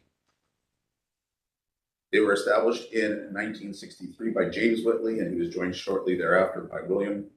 And then a few years later, they were joined by their sister, R. Joyce Whitley. They designed projects throughout the Northeast Ohio and the Midwest. Items here. R. Joyce Whitley is one of the earliest, possibly the first African-American woman city planner and urban designer in a major U.S. city. We're still doing our research on this one, and she also held a seat briefly here for the City Planning Commission.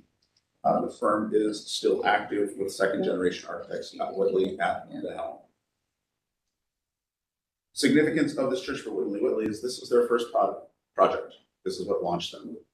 Two brand new organizations getting together and taking that leap of faith to work together for their futures. They still did their day jobs and were working on at their kitchen table to do the designs for the church. And from that, just some of their selected items that they've worked on throughout Cleveland, whether as architects or as a partner to it, also throughout the Midwest and East Coast. And then we want to also include some of their achievements that they've been recognized for professionally, personally, etc. The church still has some of the working drawings during this process, and which also includes the not recognized addition on the west side of the property.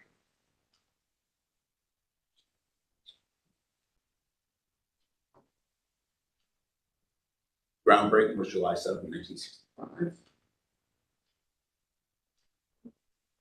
And we also have the permit set drawings still available, so for any future work we can move refer to this as a great resource to have.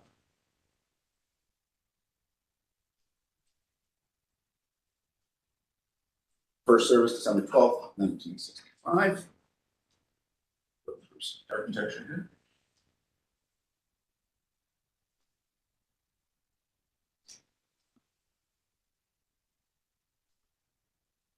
The glass here is called Harlequin or diamond rolled glass, and it's no longer made. So I think there was some recent vandalism on the side of the building that damaged a few of these panes, and we will have to work with them on coming up with an appropriate alternate material to replace that stuff. It's additional material. Architecture and history are the great things, but it's the people in the congregation that make the memories of these buildings. This building has been a part of their lives and part of the community for 60 years. We went through a process, and it was with their blessing and consent that we continued the designation process.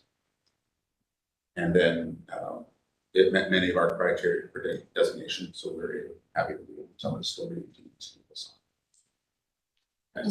I just want to say thank you to Carl for always doing really good research and identifying these really significant places and properties, and clearly an alumna of the City Planning Commission, so it's wonderful. And also wonderful to see more Southeast Side landmarks coming through.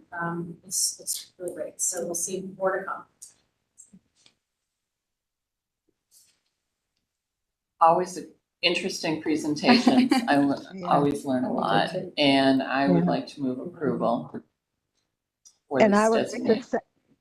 I would like to second, Madam Chair, I'm familiar with Advent Lutheran Church as well as Whitley and Whitley Architects. We honored them in 2019 during Black History Month with the city of Cleveland.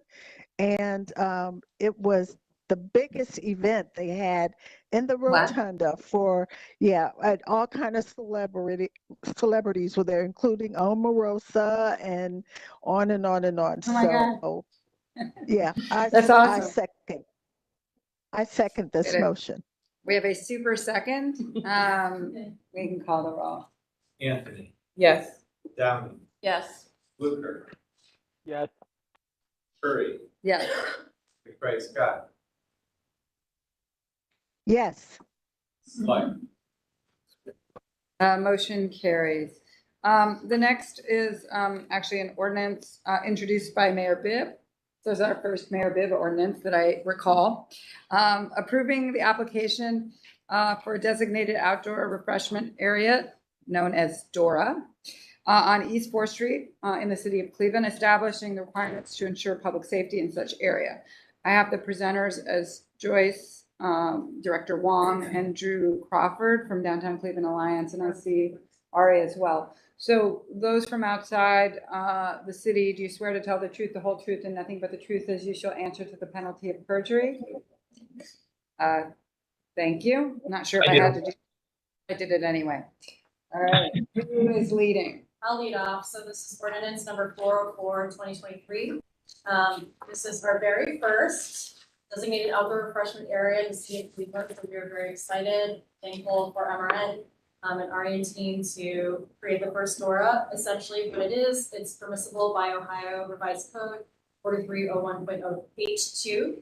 It allows for patrons within a DORA that purchase an alcoholic beverage to basically have on-premises consumption. Basically, you can walk around with an open container from place to place within the DORA. Many municipalities have, huge DORAs all around their downtowns. This will be our very first on East 4th Street. You can see that these are the points in terms of operations, 10 a.m. to 2 a.m. Included in the application for the revised code. You have to include a public safety plan and a sanitation plan, along with signage for where the DORA exists, as well as the official DORA cup. And they have provided all of those things in the application, as well as a partnership with ECA for public safety, cleanliness, garbage pickup, etc. We'll go to the next slide. You can see this is the proposed East 4th Street DORA signage with dots, hard to see, 5 of them at the various exits from the area, and then also the beverage cups, which are required by the Ohio Revised Code. All cups within the DORA must all beverages must be placed in these cups in order for you to walk around freely within this area. You can see it's East Fourth Street area between Prospect and Euclid Avenue. I'm actually gonna see if Ari and Jeff and Drew have any comments. There was a question about RTA and valet, how that might work, with the Dora, so you could address that as well. Sure, I'll try to be brief. I actually, first of all, thank you for having me. It's been an interesting meeting in some ways because it's really exciting to see all the residential projects on the agenda. But one thing that's striking is that we're not seeing commercial office projects, and I think that's indicative of sort of where we are today, not only in the city of Cleveland, but across the country. We've been working over the last 2 years with DCA and the city to see if we can't come up with some ways to work together to address public realm, safety, traffic, some of the amenities that people need to try to draw people back into the downtown. Obviously, this is critical to the function of downtown, but also to the budget of the city of Cleveland, that people come back and work in the downtown. So that's really been the goal. I'm proud that this has really been a holistic approach. We're here today specifically for the Dora piece. We won't be coming back to this committee for the design of the public art that goes to landmarks. But in addition to the Dora, there's a public art component. We're refreshing the public realm. We've been working with the DCA. Ed Eckhart has been tremendous on safety and security issues. There will be proceeds that will be generated from the sale of the Dora cups, 25 cents that goes back to DCA. That money will be used and plowed right back into safety and security, additional security folks on the street. And then we actually just approved yesterday, we will be paying for brand new artificial intelligence cameras that Ed is recommending that provide enhanced security and sort of eyes on the street that tie right into the police and DCA system so that we can really make sure that we're dealing with that aspect of it. In terms of RTA and traffic, it's clear that particularly when there's events, candidly when there's not events downtown, unfortunately it's sort of dead, which is part of what we're trying to deal with. When there are events, it's often overwhelming. We can't deal with that in a 400 linear foot section of downtown, so that's something that we have to work with adjacent property owners, RTA on, and we're in conversations with RTA and adjacent property owners, many of them are much bigger than we are, about commissioning a traffic study and see if we can't figure out ways to better move people in, particularly in the Gateway neighborhood when there are events. And so all of those things are in process as we deal with this. So this isn't, give people cups, go out on the street and drink. This is how do we really tackle all of the different aspects of what makes this neighborhood work. And the last thing I'll say is it's our hope that this is a pilot. Obviously, it's not going to change too much about the nature of East 4th Street. The goal is that if we can figure this out successfully, that this is something that we can expand to other parts of the downtown, all aspects of it, so that we can really start to create new energy and getting people back to downtown. Can I just? Can I ask? Oh, is there anyone else from DC or anything, or we just go that word? Drew, did you want to comment? Good morning, everyone. I don't have anything to add. We've worked a lot with Ari and his team, and my colleague Ed Eckhart is on the line, or is on the meeting because they've worked mostly with the safety plan. So we're just really excited about this coming through and following the legislative process. Okay. The planner. Yes. Hello, Brittany Pavon, City Planner for the Near West Side for the Planning Commission. I did have a question about the cups, about the material. Is it going to be reusable or recycled, or if it's going to be biodegradable, preferably compostable material, if anything, within these areas? Or what's the process? Is there going to be a reward situation, like maybe they receive 10 cents to buy another cup, like just an incentive to recycle kind of thing? That's my question. So my understanding, and this is probably more of a liquor license attorney question, but my understanding is that by state law, they have to be single use. Okay. Because of the nature of how the Dora works. I think these are good questions that people discuss, DCA is gonna be purchasing the cups. Okay. So we can discuss with them, you know, if you guys have suggestions on vendors that we can use, I'm sure. Sure. Madam Chair, just a few questions. Toward the end, you were talking about the artificial cameras. Can you talk about what the potential penalties are for anyone that goes beyond the DORA zone with alcohol? Sure, and again, it's not really completely my area, but I'll try to repeat what I've heard from the liquor license folks. Essentially, the way liquor control has viewed DORAs in other municipalities, and we're one of the last municipalities to obtain a DORA, which in some ways is a good thing, because we can see what's happened in other neighborhoods. The way liquor control has viewed that, the penalty aspect of it is really, it's more educational. You know, if folks are seen by the police or whatever taking a cup outside, they'll be approached, they'll be explained, you know, this is the designation of the DORA district. You can't take the cups outside of that. So it's not really meant to be a punitive interaction. It's really meant to help people understand, you know, what the boundaries are. Again, I'll just reiterate that it's my personal hope that we will expand these boundaries down Prospect, down Euclid, if this is successful. Thank you. And then I know in the presentation, talk about the MOU for the public safety plan. What if any requirements does the Ohio Revised Code instruct for the restaurant owners or the commercial retail owners as it relates to any sort of training requirements that they have to go through around this new policy? It's a good question. I don't know that there's anything specific in the code. I can tell you that we've had a number of meetings with both the owners and managers of the individual restaurants. DCA has been there, and there's constantly conversations about safety and security. Everything from active shooter trainings that House of Blues does every year with the FBI and with all of our restaurants. And actually, any restaurant in the city can come and be part of that, so we would encourage that.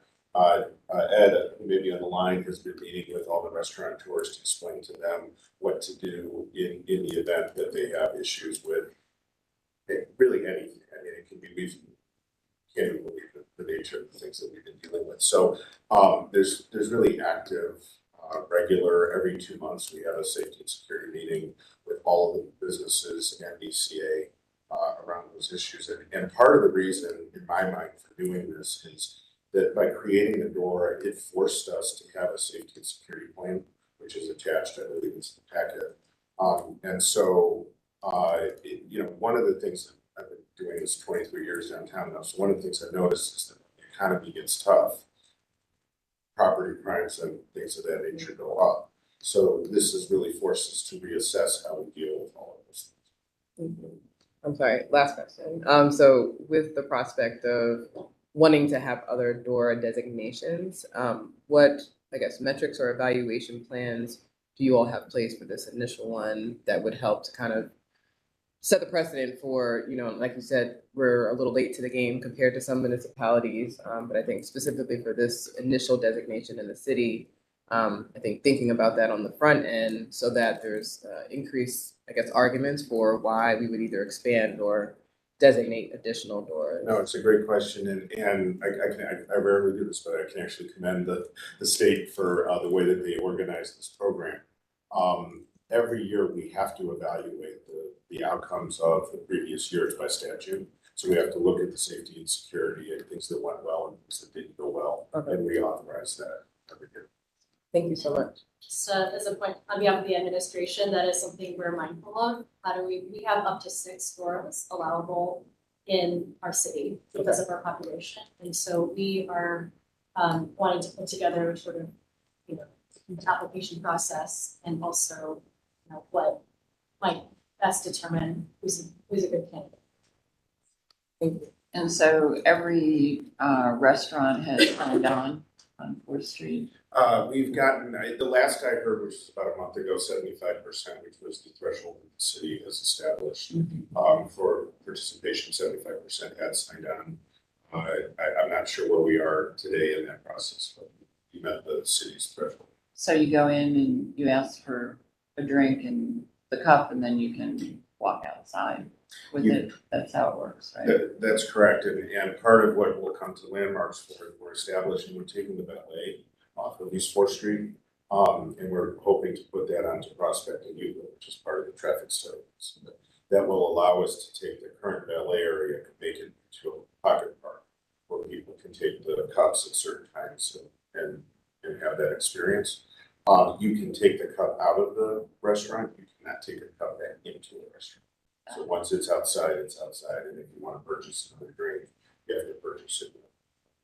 I think it's great about the pocket park because during the RNC, East Fourth Street was, as you probably remember, quite a busy place. And so the congestion was severe at times. So I'm glad that that's, part of the plan as well. To be honest with you, the impetus for all of this was we came down, we had dinner at Goma the night of the Elton. We didn't go to Pennsylvania.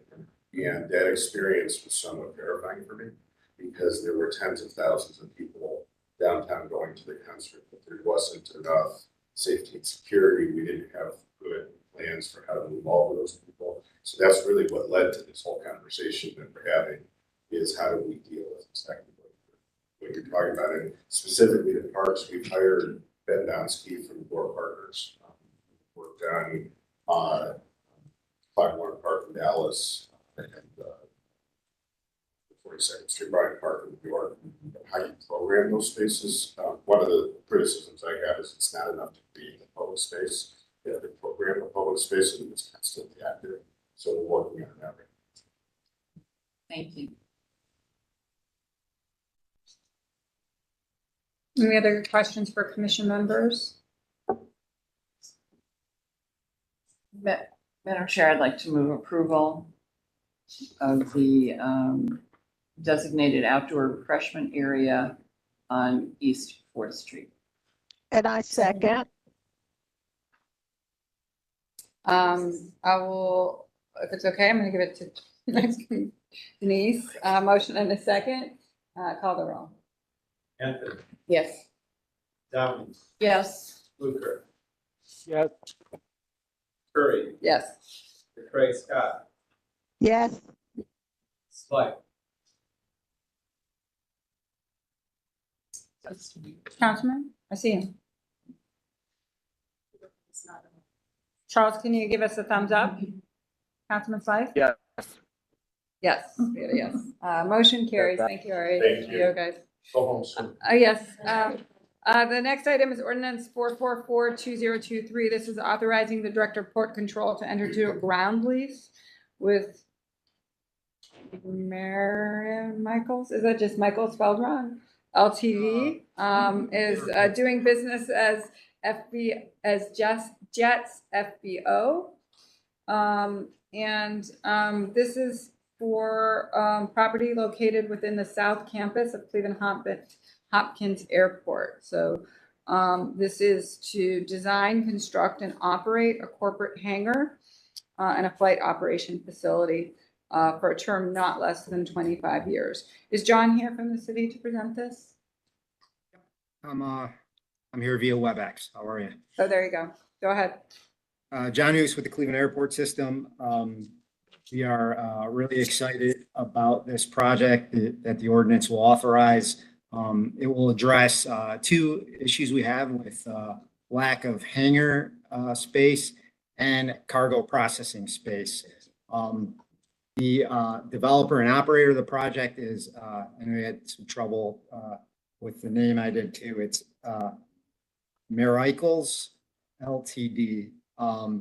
And they are proposing to develop 27,750 square foot cargo processing storage area that would also double as a place where they could work on aircraft, and then a cargo processing building for short-term cargo that stay in the building for a matter of hours. It would either come in on a plane, come off, and go out on truck. The parameters of the deal are 25-year ground lease, They will pay a fair market rental rate along with various concession fees on top of that. They will assume all costs related to the project. If you go to the next slide, give you a sense of where the project's located on the. Okay. These are just massings of what the project will look like on the property. Go to the next one. Next one. Next one, just give you a sense how it's laid out. There was a map included in a previous packet that showed you where it sat on the campus. But if you refer to an aerial map, it is located on Postal Road in the south campus of the airport. Right, it'd be south of the post office there and north of Key Bank's corporate tower. The project is supported by the councilman and numerous airport stakeholders and economic development organizations. With that, if you have any questions, feel free to, I would be happy to answer them. To the chair, I also wanted to add a point of procedure in addition to what John shared. If this presentation is acceptable as presented, we would like to go ahead and do an administrative review of the construction building when the permit comes in. Got it. Do you want that into the motion, that this goes to the director? Sure. Okay, I think we should do that. So if someone would like to make a motion, just add that when it comes back for permitting, that we're authorizing the director to sign up on the permit. Anyone? Madam Chair, I'll move approval for the Director of Port Control to enter into a ground lease with Mary Michaels Ltd. South Campus of Cleveland Hopkins International Airport. And when the project comes back, it can be reviewed by the Director of City Planning through an administrative review process. Second. And a second, call the roll, Michael? Yes. Downey. Yes. Luker. Yes. Curry. Yes. McCray Scott. Yes. Slight. Yes, if you can hear me, thumbs up if you can. Yes, we can. A motion carries. The last administrative approval, or sorry, not mandatory approval is 48222023. This is authorizing the Director of Economic Development to enter into or cause to be entered into one or more agreements to provide economic development assistance for commercial corridor projects on the southeast side and other agreements. This will authorize the director to apply for and accept any gifts or grants or services from any public or private entity. Kate, it's good to see you. Good morning, Yes. commissioners. Yes, for those I haven't met, I'm Kate Warren. I'm the special assistant to the Chief Epstein here at the city, and I'm here to share a little bit more about this ordinance. So as part of an overall strategy to reinvest in Cleveland Southeast Side neighborhoods, we are proposing to invest $5 million to revitalize commercial corridors focused on the southeast side, with a focus on the Lee Harvard, Union Miles, and Mount Pleasant neighborhoods. We will use a data-driven approach to select corridors where targeted interventions will meaningfully move the needle to bring in private investment, both in commercial and in adjacent residential activity. Commercial corridor revitalization, our hope is to stabilize the surrounding neighborhoods and provide quality of life improvements for nearby community members, and also attract additional investment to those neighborhoods. So in terms of implementation, the city will issue an RFP seeking collaborative teams to bring us their approaches, collaborative implementation partners. They'll submit plans for activation on one or more of the corridors. We understand that different corridors have different needs, different challenges, different assets. And so in order for this to be successful, we think the interventions need to be aligned with those specific community needs. Our goal is to have respondents be able to design their programs and budgets with their target corridors in mind. And so we'll use the funds to reduce blight, rehabilitate building stock, support ongoing economic development along the corridors. Possible activities include, but are not necessarily limited to, retail white boxing, tenant build out, streetscape improvements, lighting, public space improvements, public art, storefront renovation, demolitions, landscaping, planning for the corridors. And the city could select one respondent to the RFP, or we could select multiple depending on how those responses come in. And we will also work with partner philanthropic and financial institutions to leverage additional investment into these corridors and into the surrounding neighborhoods. And I just want to mention that this is one piece that's being heard today, but it is part of sort of a layered approach of investing in multiple ways in these neighborhoods to, like I said, spur that private investment and development and revitalization. So I'm happy to take any questions. I have a question. Yes. The way that I thought the city accepted gifts and grants was by individual pieces of legislation detailing the amount of grant and the provider.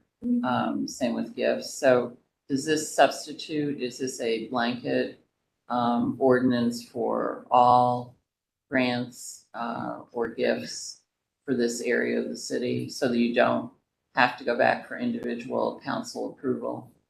Yeah, so it's a good question. So what we are requesting is that authority to accept those gifts so that if, let's say there's a team that responds to the RFP, that part of their response is to provide matching funds for the city's dollars, that would be a strength of their proposal.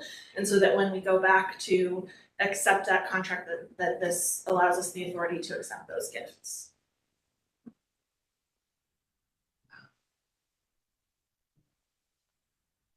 So to tag on, this is a part of the ARPA strategy. And there will be much more legislation coming your way. And so unfortunately, this sort of is coming piecemeal. And there will be more legislation related to investments on the side coming, and this is the first. I will abstain, even though, just because I'm on the Southeast Side Committee as funder, and we don't have any dollars in this yet, but it doesn't mean that we won't with any partners. I don't know, but right now we don't. But I am on the committee, so I will abstain from voting, just to be safe, but that's okay. To your question. Well, yeah. So there's yes, clear. Normally view. we see them specifically, Yeah. like as we have in the past. So, okay. Any other questions about this? So, we'll call the roll. Don't have a motion. Oh, sorry, we didn't have a motion. You're right. We just had a comment. Do we have a motion? I move to approve ordinance 482, 2023. Thank you. Do we have a second? I second. We have 3 seconds. I'm gonna go to the councilman because he hasn't had a second today. Councilman wants a second. I call the roll. Anthony. Yes. Downey. Yes. Luther. Yes. Curry. Abstain. McCray Scott. Yes. Slide. Motion carries. All right, there are 8 administrative approvals. Just take a quick look at them and then we'll take a vote for all of them, or unless there are any questions about any one specific ones.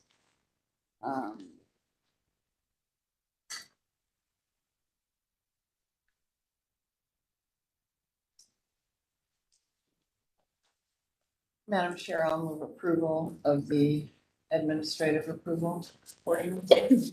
We have a motion and a second. I'll call the roll. Anthony. Yes. Downey. Yes. Luther. Yes. Curry. Yes. McCray Scott. Yes. Slide. Motion carries. All right, we have 4 public art presentations. We'll ask that we move pretty quickly through these. First one is a historic 1938 photo mural seeking final approval at 17119 Lorraine Avenue. Ross, I'm going to swear you in. Do you swear to tell the truth, the whole truth, and nothing but the truth, as you shall answer to the penalty of perjury? I do. And just address also quickly as you present recommendation from local to investigate vinyl as well. I'm sorry, say that one more time. There was it wasn't, I don't think it was a condition, but there was a comment from local to investigate vinyl application. But I guess that's for future installations, correct? That is correct. That's what we decided. Okay. All right, go ahead and present. Okay, on our presentation, I am Ross Bassett. I am the Vice President of the West Park Historical Society, also a founding member of that society. And our attempt here is to add something to the community that makes the people of West Park more aware of us. So I'm going to move quickly. Next slide. Project summary is, as you see there, it's, again, as I mentioned, to add something to the community and make people more aware that the West Park Historical Society exists in their area. Next slide. We're working on this place at, it's the side of PJ McIntyre's building. We have permission. He's fully in favor of it, Pat. And it's going to go up on the side of his building, and everyone's looking forward to it. Next slide, right at Cam's Corners. That is the picture itself. It's looking the same direction, basically the same way. And that is the building that we're going to put it on in the picture. And we wanted that for a reason, because we kind of thought it was nice that you could flash back 60, 70, 80 years and see what it looked like. Next slide. That's how the image will look when it's placed on the building. Next slide. This is how the next 2 or 3 slides are the materials that will be used to place the image. I'm in the offices of Lamar Advertising, and they have very graciously offered to do this at no cost to the Historical Society. So we're thrilled with that. And that completes my presentation.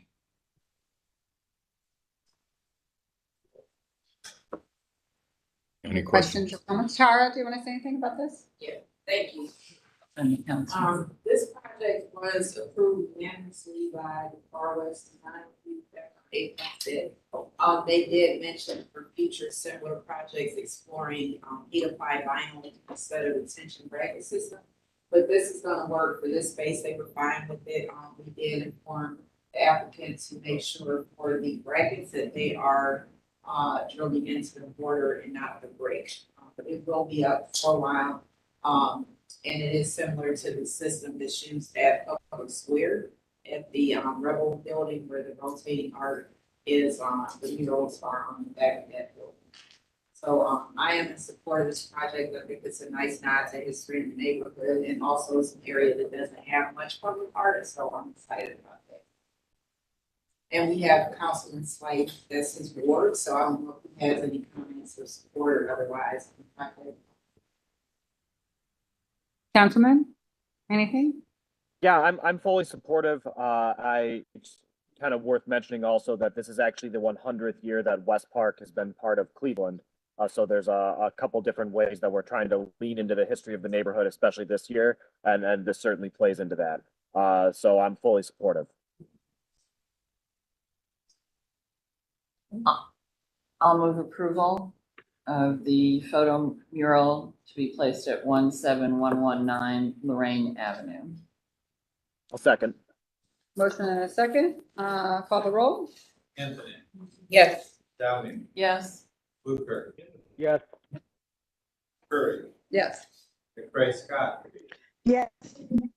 Slide. Motion carries. Next item is 2023-016. This is a temporary 30-day sculpture at the green space at Huron in Ontario. Dave Bureau, the artist, is here to speak to this. Do you swear to tell the truth, the whole truth, and nothing but the truth as you shall answer to the penalty of perjury? I do. All right. Looking Good forward morning. to seeing it. Go ahead. Oh, good morning and good afternoon. Thank you guys, City Planning. Just some quick historical background. This is probably the 3rd or 4th time that City Planning has actually seen Maya. We've gotten recent public approval last year from city planning to go at the green space of Ontario and Carnegie. What we didn't know at the time, and for years extended back, was that Metro Parks had a lease agreement with the state of Ohio and the city of Cleveland on that overlay. And since doing so, we've had to move Maya because of that overlay, because of that lease agreement that Metro Parks has. We looked at other options here within the city, and we determined that the green space at Huron across from Rocket Mortgage was really good. Now I'm still working very closely with Matt Schultz from Ohio Department of Transportation on overlays and who owns property in and around the Cleveland area and what contracts exist that are out there, beyond then coming back and obviously working with the city and the county. Because had I known that years ago that Metro Parks had a lease agreement when they redid the Main Avenue Bridge, I wouldn't have proposed that location. Maya was built in 2018. It was me and four of my aerospace friends that wanted to place public art here and in around the Cleveland area. Cleveland Design Studios has then morphed now into Midnight Art Club. We have over 40 members, and it's now more so an intersection of, we build large-scale public art forums that are then activated with performance art. Additionally, as well, too, we look at additional public art projects that have come in and around Cleveland, and we seek with our public art, and how can our public art become a longer touch? So how can the community get involved, become engaged, be very inclusive, and how can it serve the public from a more extensive engagement, right? So it's not, we seek our public art isn't something that you just stand up against and take a picture, which you could do, but it's a place that you can come and do yoga and have meetings and have activities. Can you go ahead and present the project just for us, please? Well, because we're going to lose a quorum if we don't keep I'm going. sorry. That's okay. So back to Maya. So once again, built in 2018. We already got it out at Kirtland Park. We come back to propose it here at the green space. There is a key shot of what it would look like. So that's a hyper realistic render of what Maya would look like there at the green space. It's built of all steel. It's coated with automotive paint, and the entrances are going to have to actually be redone on Maya. They were recently actually destroyed, so that's going to have to actually get reconfigured. It weighs around 3,000 pounds or so, and we did extensive engineering. We then took it through QCS, a local engineering firm, and we're going to do some additional engineering as well too. We're looking at a new engineering firm. I do have a question for city planning regarding this. If you guys approve this project, as you guys have approved my other projects, some of these projects sit in public works for a long time. And so I want to understand, where does public works sit in the hierarchy of the government structure? Are they in line with city planning? Are they above city planning? So if city planning were to approve this project for placement and it sits in public works for 6 months while they're trying to make their decision, like, what do I do here? Okay, before we answer that, I have a question. Is a 30-day temporary, it's staying there for 30 days, is that correct? From our standpoint, from the placement standpoint, it could be as little as 8 hours up to 30 days. That site is technically used as a dog park right now. So we're hoping that the city comes in, cleans the park up of all the dog excrement, right? And if it gets approved, ready for public placement, we're going to have to put some signage there so people know who we are and what we're doing and what we're about. But it will stay for 30 days? if vandalism becomes a concern, if it starts to get vandalized, we would have to take it down. We don't want our structures vandalized for a long period of time. Okay. So if we were to see a safety problem, occur Okay, from you'd remove it vandalism, earlier, but in 30 days, if nothing goes wrong, you'll be removing it and you have funds to remove the installation. yes. And you will remove it no later than 30 days after, okay. Yeah. I'm gonna ask Tara to speak, and I can say something about the process too if you want, but go ahead. Thank you. To answer your question, David, we can have that conversation offline, as to the process, which you would work with real estate, public works on your license agreement to have this in space, to the committee. This was unanimously approved by Downtown Pleasant Review on April 6th.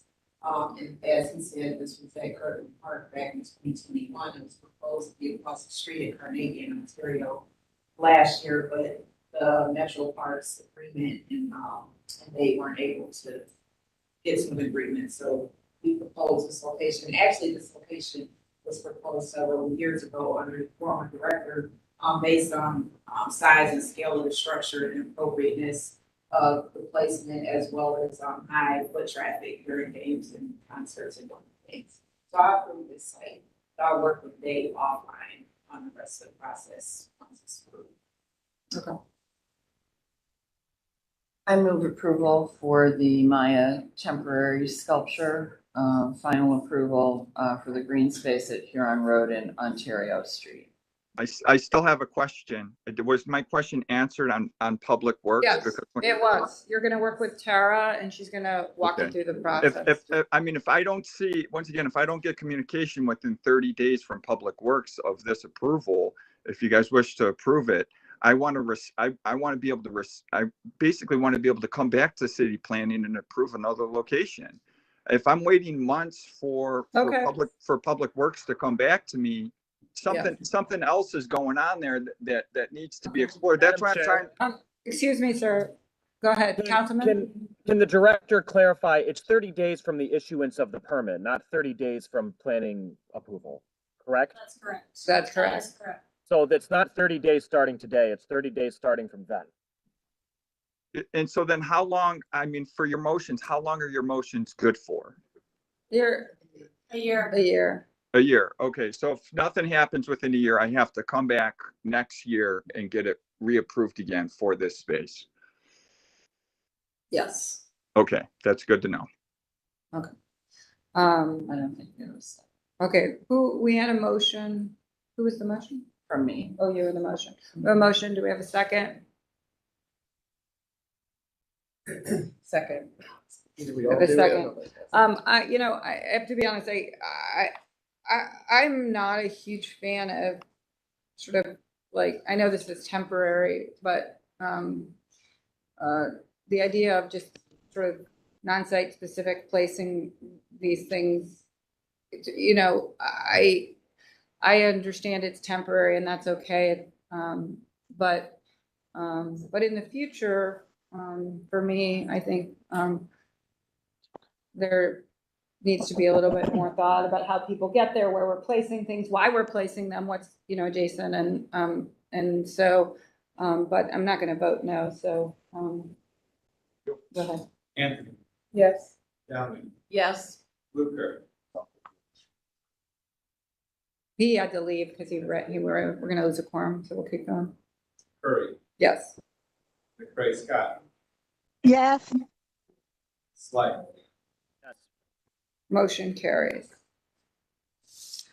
The third item is 2023-018.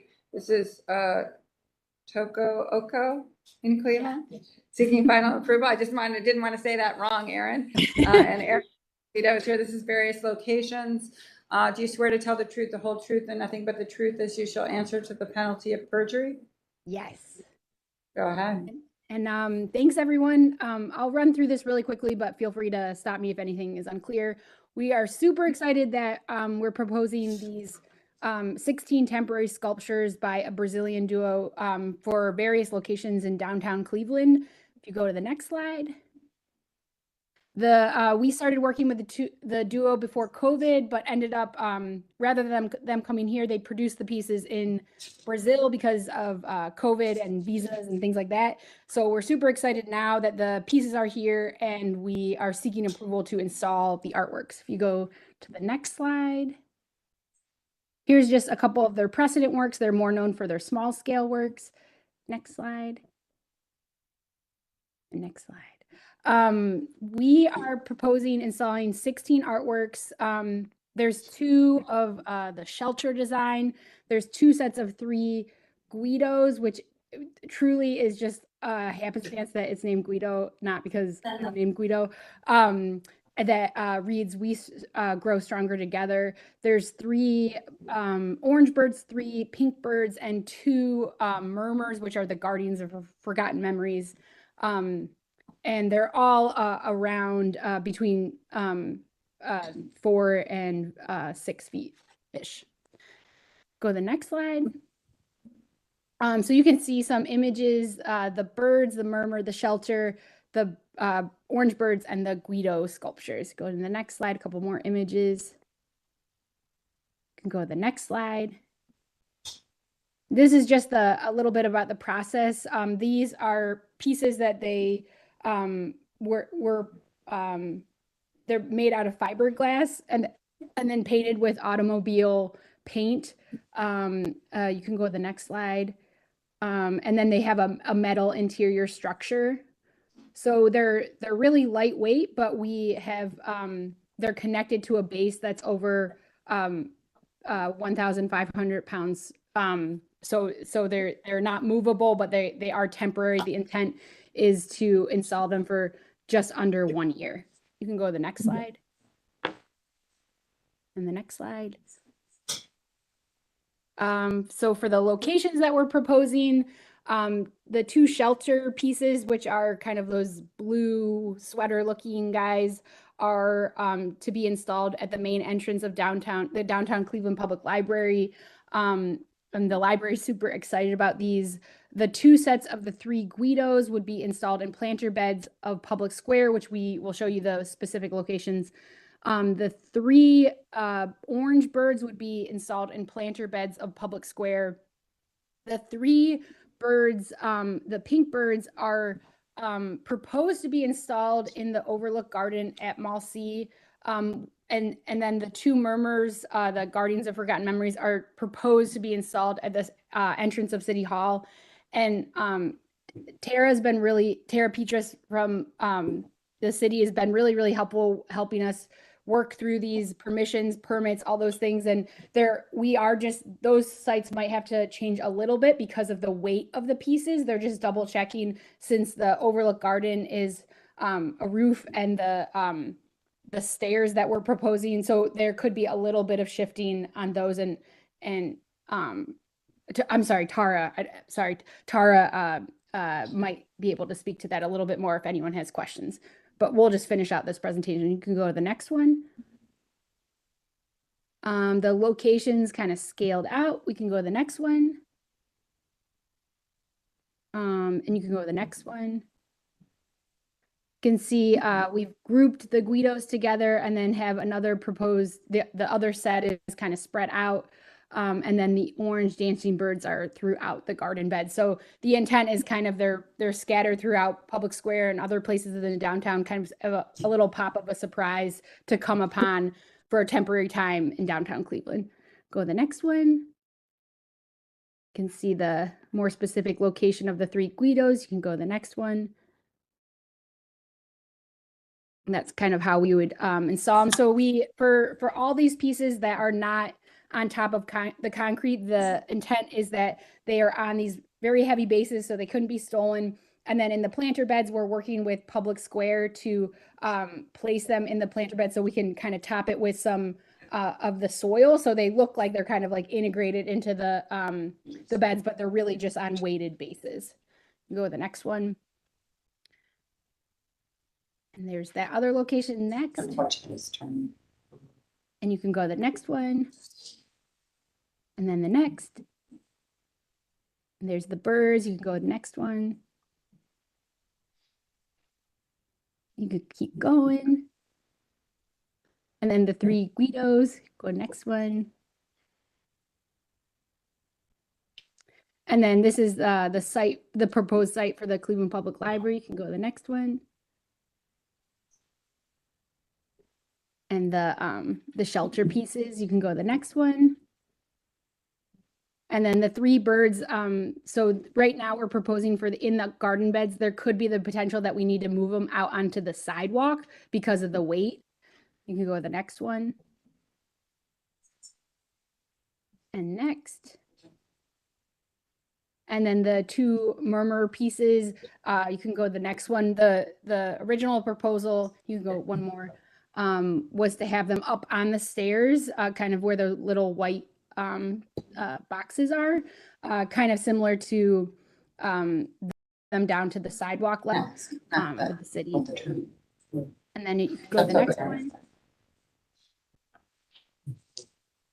And then just information about the base. It's a 40-inch metal base connected to a 6-inch concrete slab. And so for all the sites that are going to be buried under dirt, all of these are going to be powder coated, kind of a gray color. But the intent is that if it's going to be sitting on the pavement, such as the ones that are proposed for the stairs, it's powder coated, kind of a gray color to blend in, but there will be a little bit of a base there for those. You can go to the next one. And you can flip through these pretty quickly, but we can have a look closer if anyone has questions. This is just from the fabricator and Osborne Engineering, the design of the base. And that's it. Any questions? Tara, do you want to say anything? Yes, thank you. This project was reviewed at PETBOT back on March 28th, and then it was unanimously approved at Downtown Flats Design Review on April 6th. We found out Monday of this week from real estate that engineering had looked at these proposed sites atop the steps at City Hall as well as on top of the convention center on Hall C. They did say that because of the weight, it wouldn't support the structure. So we are proposing that they move the 2 for City Hall down to the sidewalk, and then the same at Hall C for the 2 over there. I personally like this project. I think it's going to add a lot of color, whimsy, and fun to downtown temporarily. And it reminds me of the Kraken art that we had downtown several years ago, but it ramped up a little bit. So other than that, it is going to go to Landmarks next week as well, because the downtown design review and Landmarks, the areas kind of intersect a little bit. Question for you, Erin. There will be like a little bit of signage in front of these or anything? Or they're just going to be there? Did I miss that? So that's actually to be determined. I think we could install signage for all of them. We were also considering like maybe doing like kind of like a sticker QR code so that you could kind of be connected to like all like what when you find one, like what are all these? Because we kind of see it as like a fun, like you're like a little bit mysterious and then you can get more information.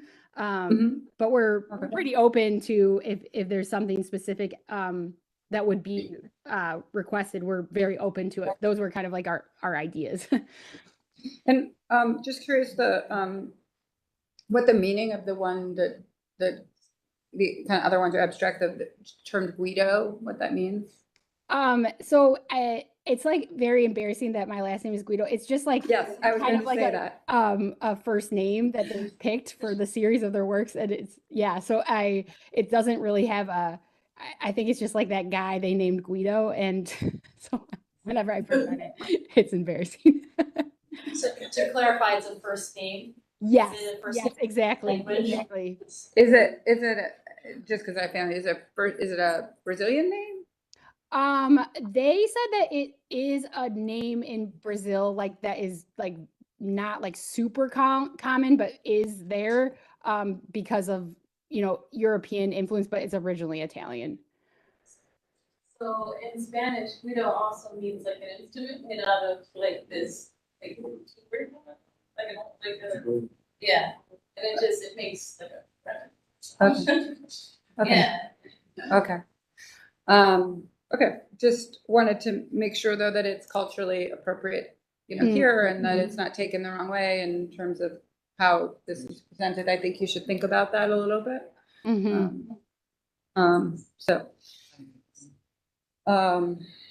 So would you be willing to kind of go back and consider how that, is thought through a little bit? Sure, of course. Okay. Any other comments or questions, commission members? I move approval of chair for Choco Oko in Cleveland for final approval at various locations in downtown Cleveland.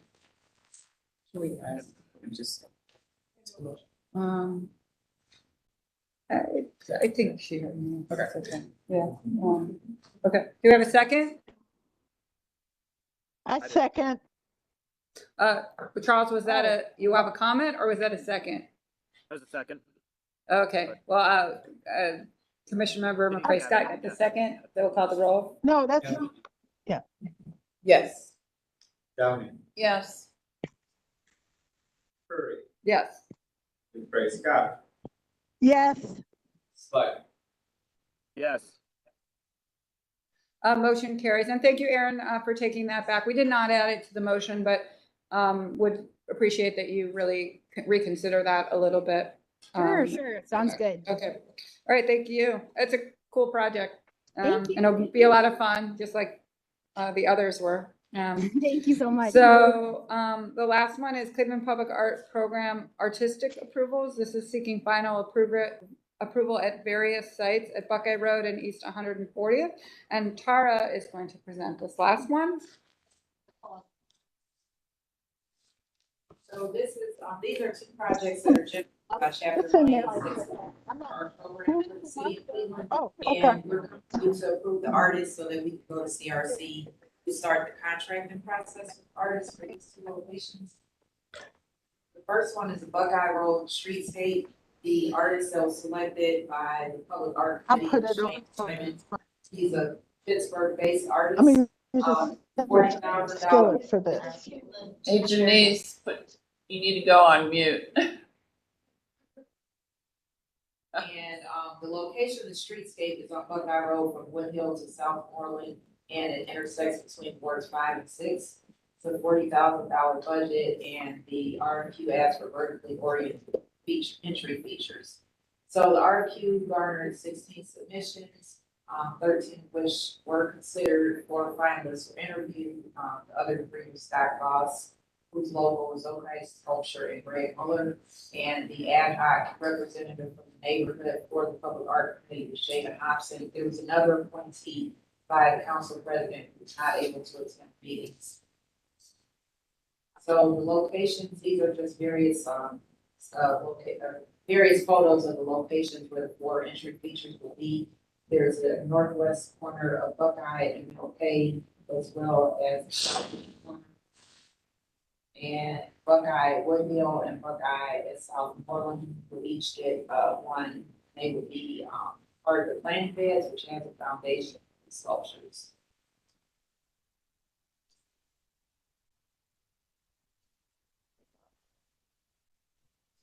So this is just some of the artist's previous work. This is something people call him the jazz man. I don't think it's an official thing, but it's the same artist city that things along the Buckeye corridor. This is just a preliminary proposal. He's going to develop his final renderings based on community outreach, but he's proposing to do 4 larger than life sculptures. They have a mix of 3D and mosaic. And as far as his community engagement, he's going to hold a workshop to show the concept and get some feedback and desired things from the community. And also is proposing that the community actually help out with the mosaics. So again, that's just preliminary design development, but they'll come back for a final approval. Before you go on, just because you can show them, can you go back to the slide with the sculptures, the installations, that one, yeah. So, and I do love these of his work, especially that one on the bottom left in Pittsburgh. I know that's in Pittsburgh. And so my suggestion though, is as you kind of work to find the sites, because these are great, is that actually that you find opportunities where they're very site specific. Like I love especially the bottom two, because they're sort of like attached to place, not just standing as objects independent of, they're really powerful. So both of those. And so I hope along the road, as you work with the community and select sites with the artists, that you're encouraged to find ones that create either a gateway like the one on the right, or this kind of great space between an entry on the left, and that they don't all just stand in isolation, because they're so cool as also both objects and attached to sort of place. So it's just a suggestion. Keep Yeah, going. I'll definitely explore that with the project engineer. I believe they got the foundations built and it was with the intent to have entry features, but I'll definitely Okay. explore that If there's conversation with the project. Okay. Keep going. So that's the first location. The next location is from the East 140th Street Streetscape, which is, location is going to be a mural on the east side of the CSX Railroad Bridge, retaining wall on East 140th Street between St. Clair and Lakeshore, which borders wards 8 and 10. That budget is $44,475. This one, we got 19 submissions, 18 were qualified to go further. 3 artists were finalists to be interviewed. The other 2 were Bob Evans, local, and Jason Tedley, who's originally from Cleveland, but based in Florida. The Public Art Committee ad hoc rep neighborhood was Reverend Bobby Lasser, who's a pastor of New Life Missionary Baptist Church. So these are just 2 photos looking from either side of the CSX bridge. The one on the right is the actual retaining wall, which is going to be prime. Fence atop the wall is going to be replaced with a vinyl coated fence, so we don't have any issues with rust or anything comes down onto the mural. The artist Nate Brazell is based in California. This is just some examples of some of his work. His philosophy has always been to have gallery level work out in public for the public to consume. This is just Mark's work. Mark's work. He does a lot of portrait art, nature.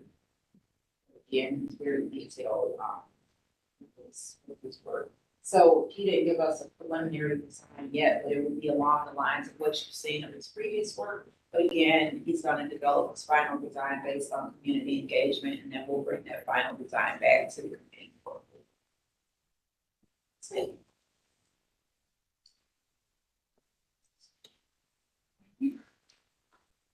I move approval for the Cleveland Public Art Program artist approvals for Buckeye Road and East 140th Street.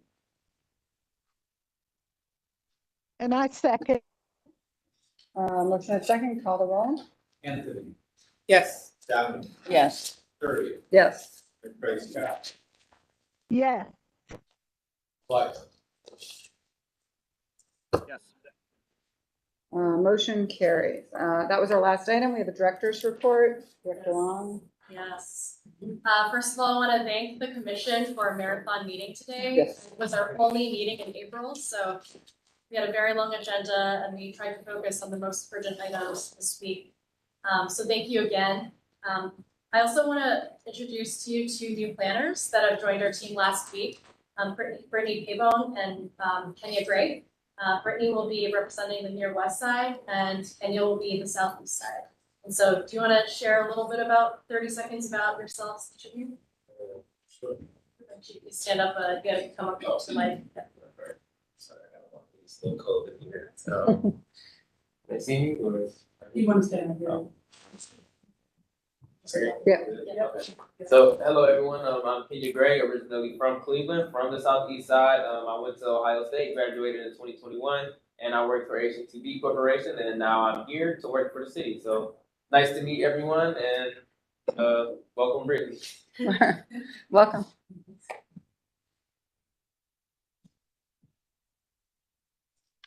Hi, everybody. My name is Brittany Pavon.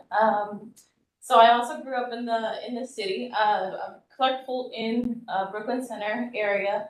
I worked at Metro West CDC. That's where I'm coming from, so I'm familiar with the area, and I'm excited to work here. Welcome, Kenya. Thank you. We're really excited to have you both join us, and I'll be speaking a little bit about other job opportunities later on. Really wanted to introduce this idea. We won't have time to do a deep discussion today, but what we're trying to do right now is taking stock of the existing plan typologies that are out there. Many plans are kind of driven by the behind it. So for example, there are city-led plans such as and efforts such as the townhouse code that you saw today, comprehensive land use plans.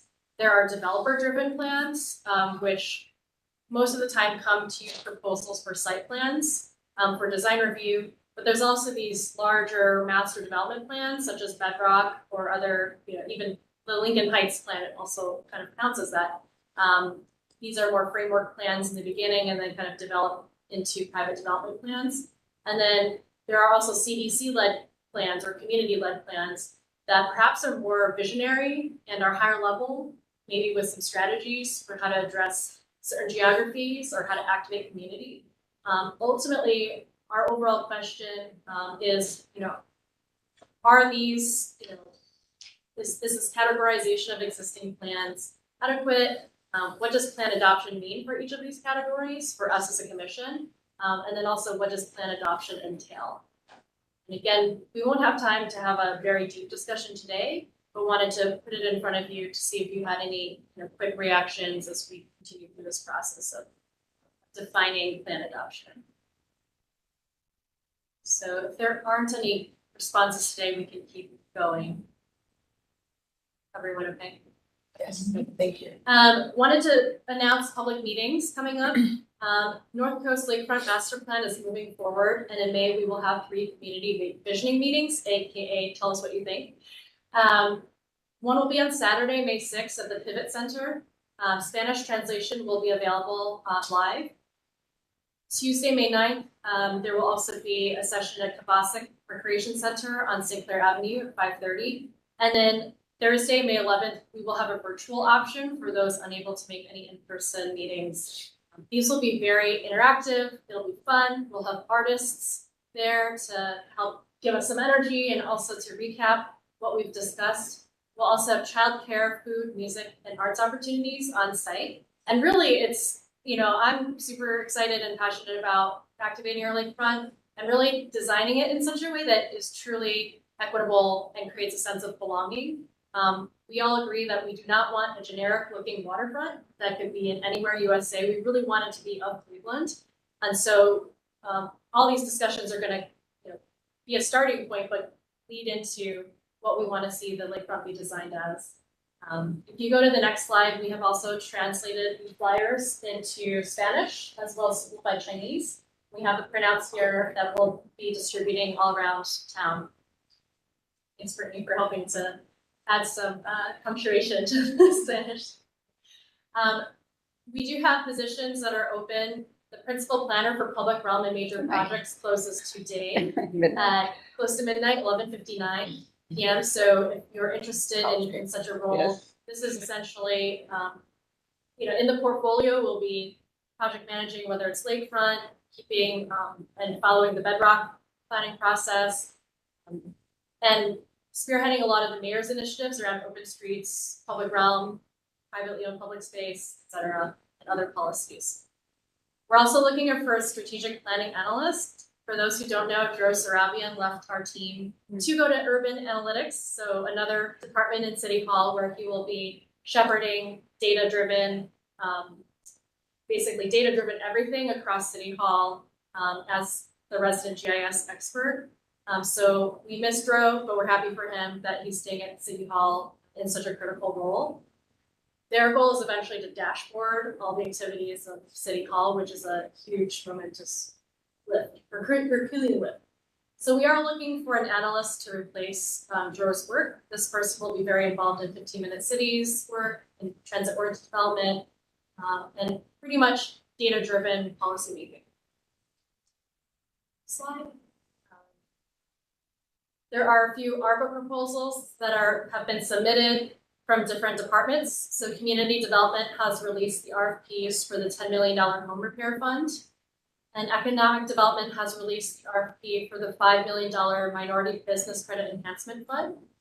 That fund specifically is to boost the capacity and credit for minority or non-white owned construction companies, as there's going to be a ton of capital projects, a ton of major projects, and really provide a revolving credit opportunity for many of our contractors. Next slide. So planning in the news, really quickly, last week, there was an article, thank you Steve Litt, for the Senior Strategist for Arts, Culture, and Creative Economy. We're really excited about that specific arts agenda. State of the City was this past week, where Mayor Bibb gave his second State of the City address. It was about an hour long, filled with a lot of accomplishments over the past year.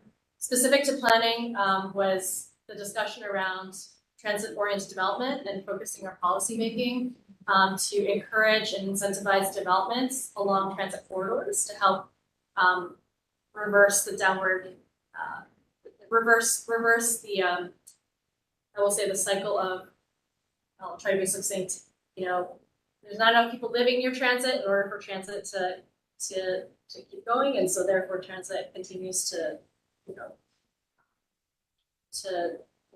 not be supported. So we want to be able to support transit as much as possible.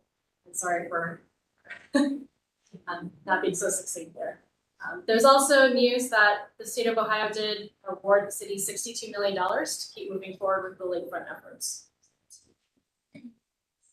There's a huge effort by Mayor Bibb and the county exec and others to really show solidarity for our region. Finally, the last update is that we are continuing to do some operations and process updates, aka no more walk-ins in our planning department. So oftentimes our workflow is disrupted with walk-ins who want to get permit sign-offs or seeking questions, have an issue they want to solve. And so we are actually creating this bookings calendar where you can select the type of service you're looking for, whether it's a pre-development consultation, whether it's permit sign-off or problem-solving session. And so you can book in advance on our website with the specific planner that you're looking for, and it'll automatically sync with our calendars, no back and forth about finding times. And that therefore it's much more of a predictable process where you and the planner have agreed upon time to take care of the business that you need. And so we want to make this process clear for everybody, to reduce frustration for our applicants, as well as have a clear process for how to get in touch with us. So we will be doing a soft launch starting next week just to test how this is working. With that was a very long director's direct report, but there's been a lot of work happening, so I'd like to present that to you all, to the public. Thank you. Thank you. Great. All right, meeting is adjourned. Thank you guys for staying a little longer today. Yeah. So, Eric, I found the Thank you. question you had asked about in the townhouse. Oh, you did.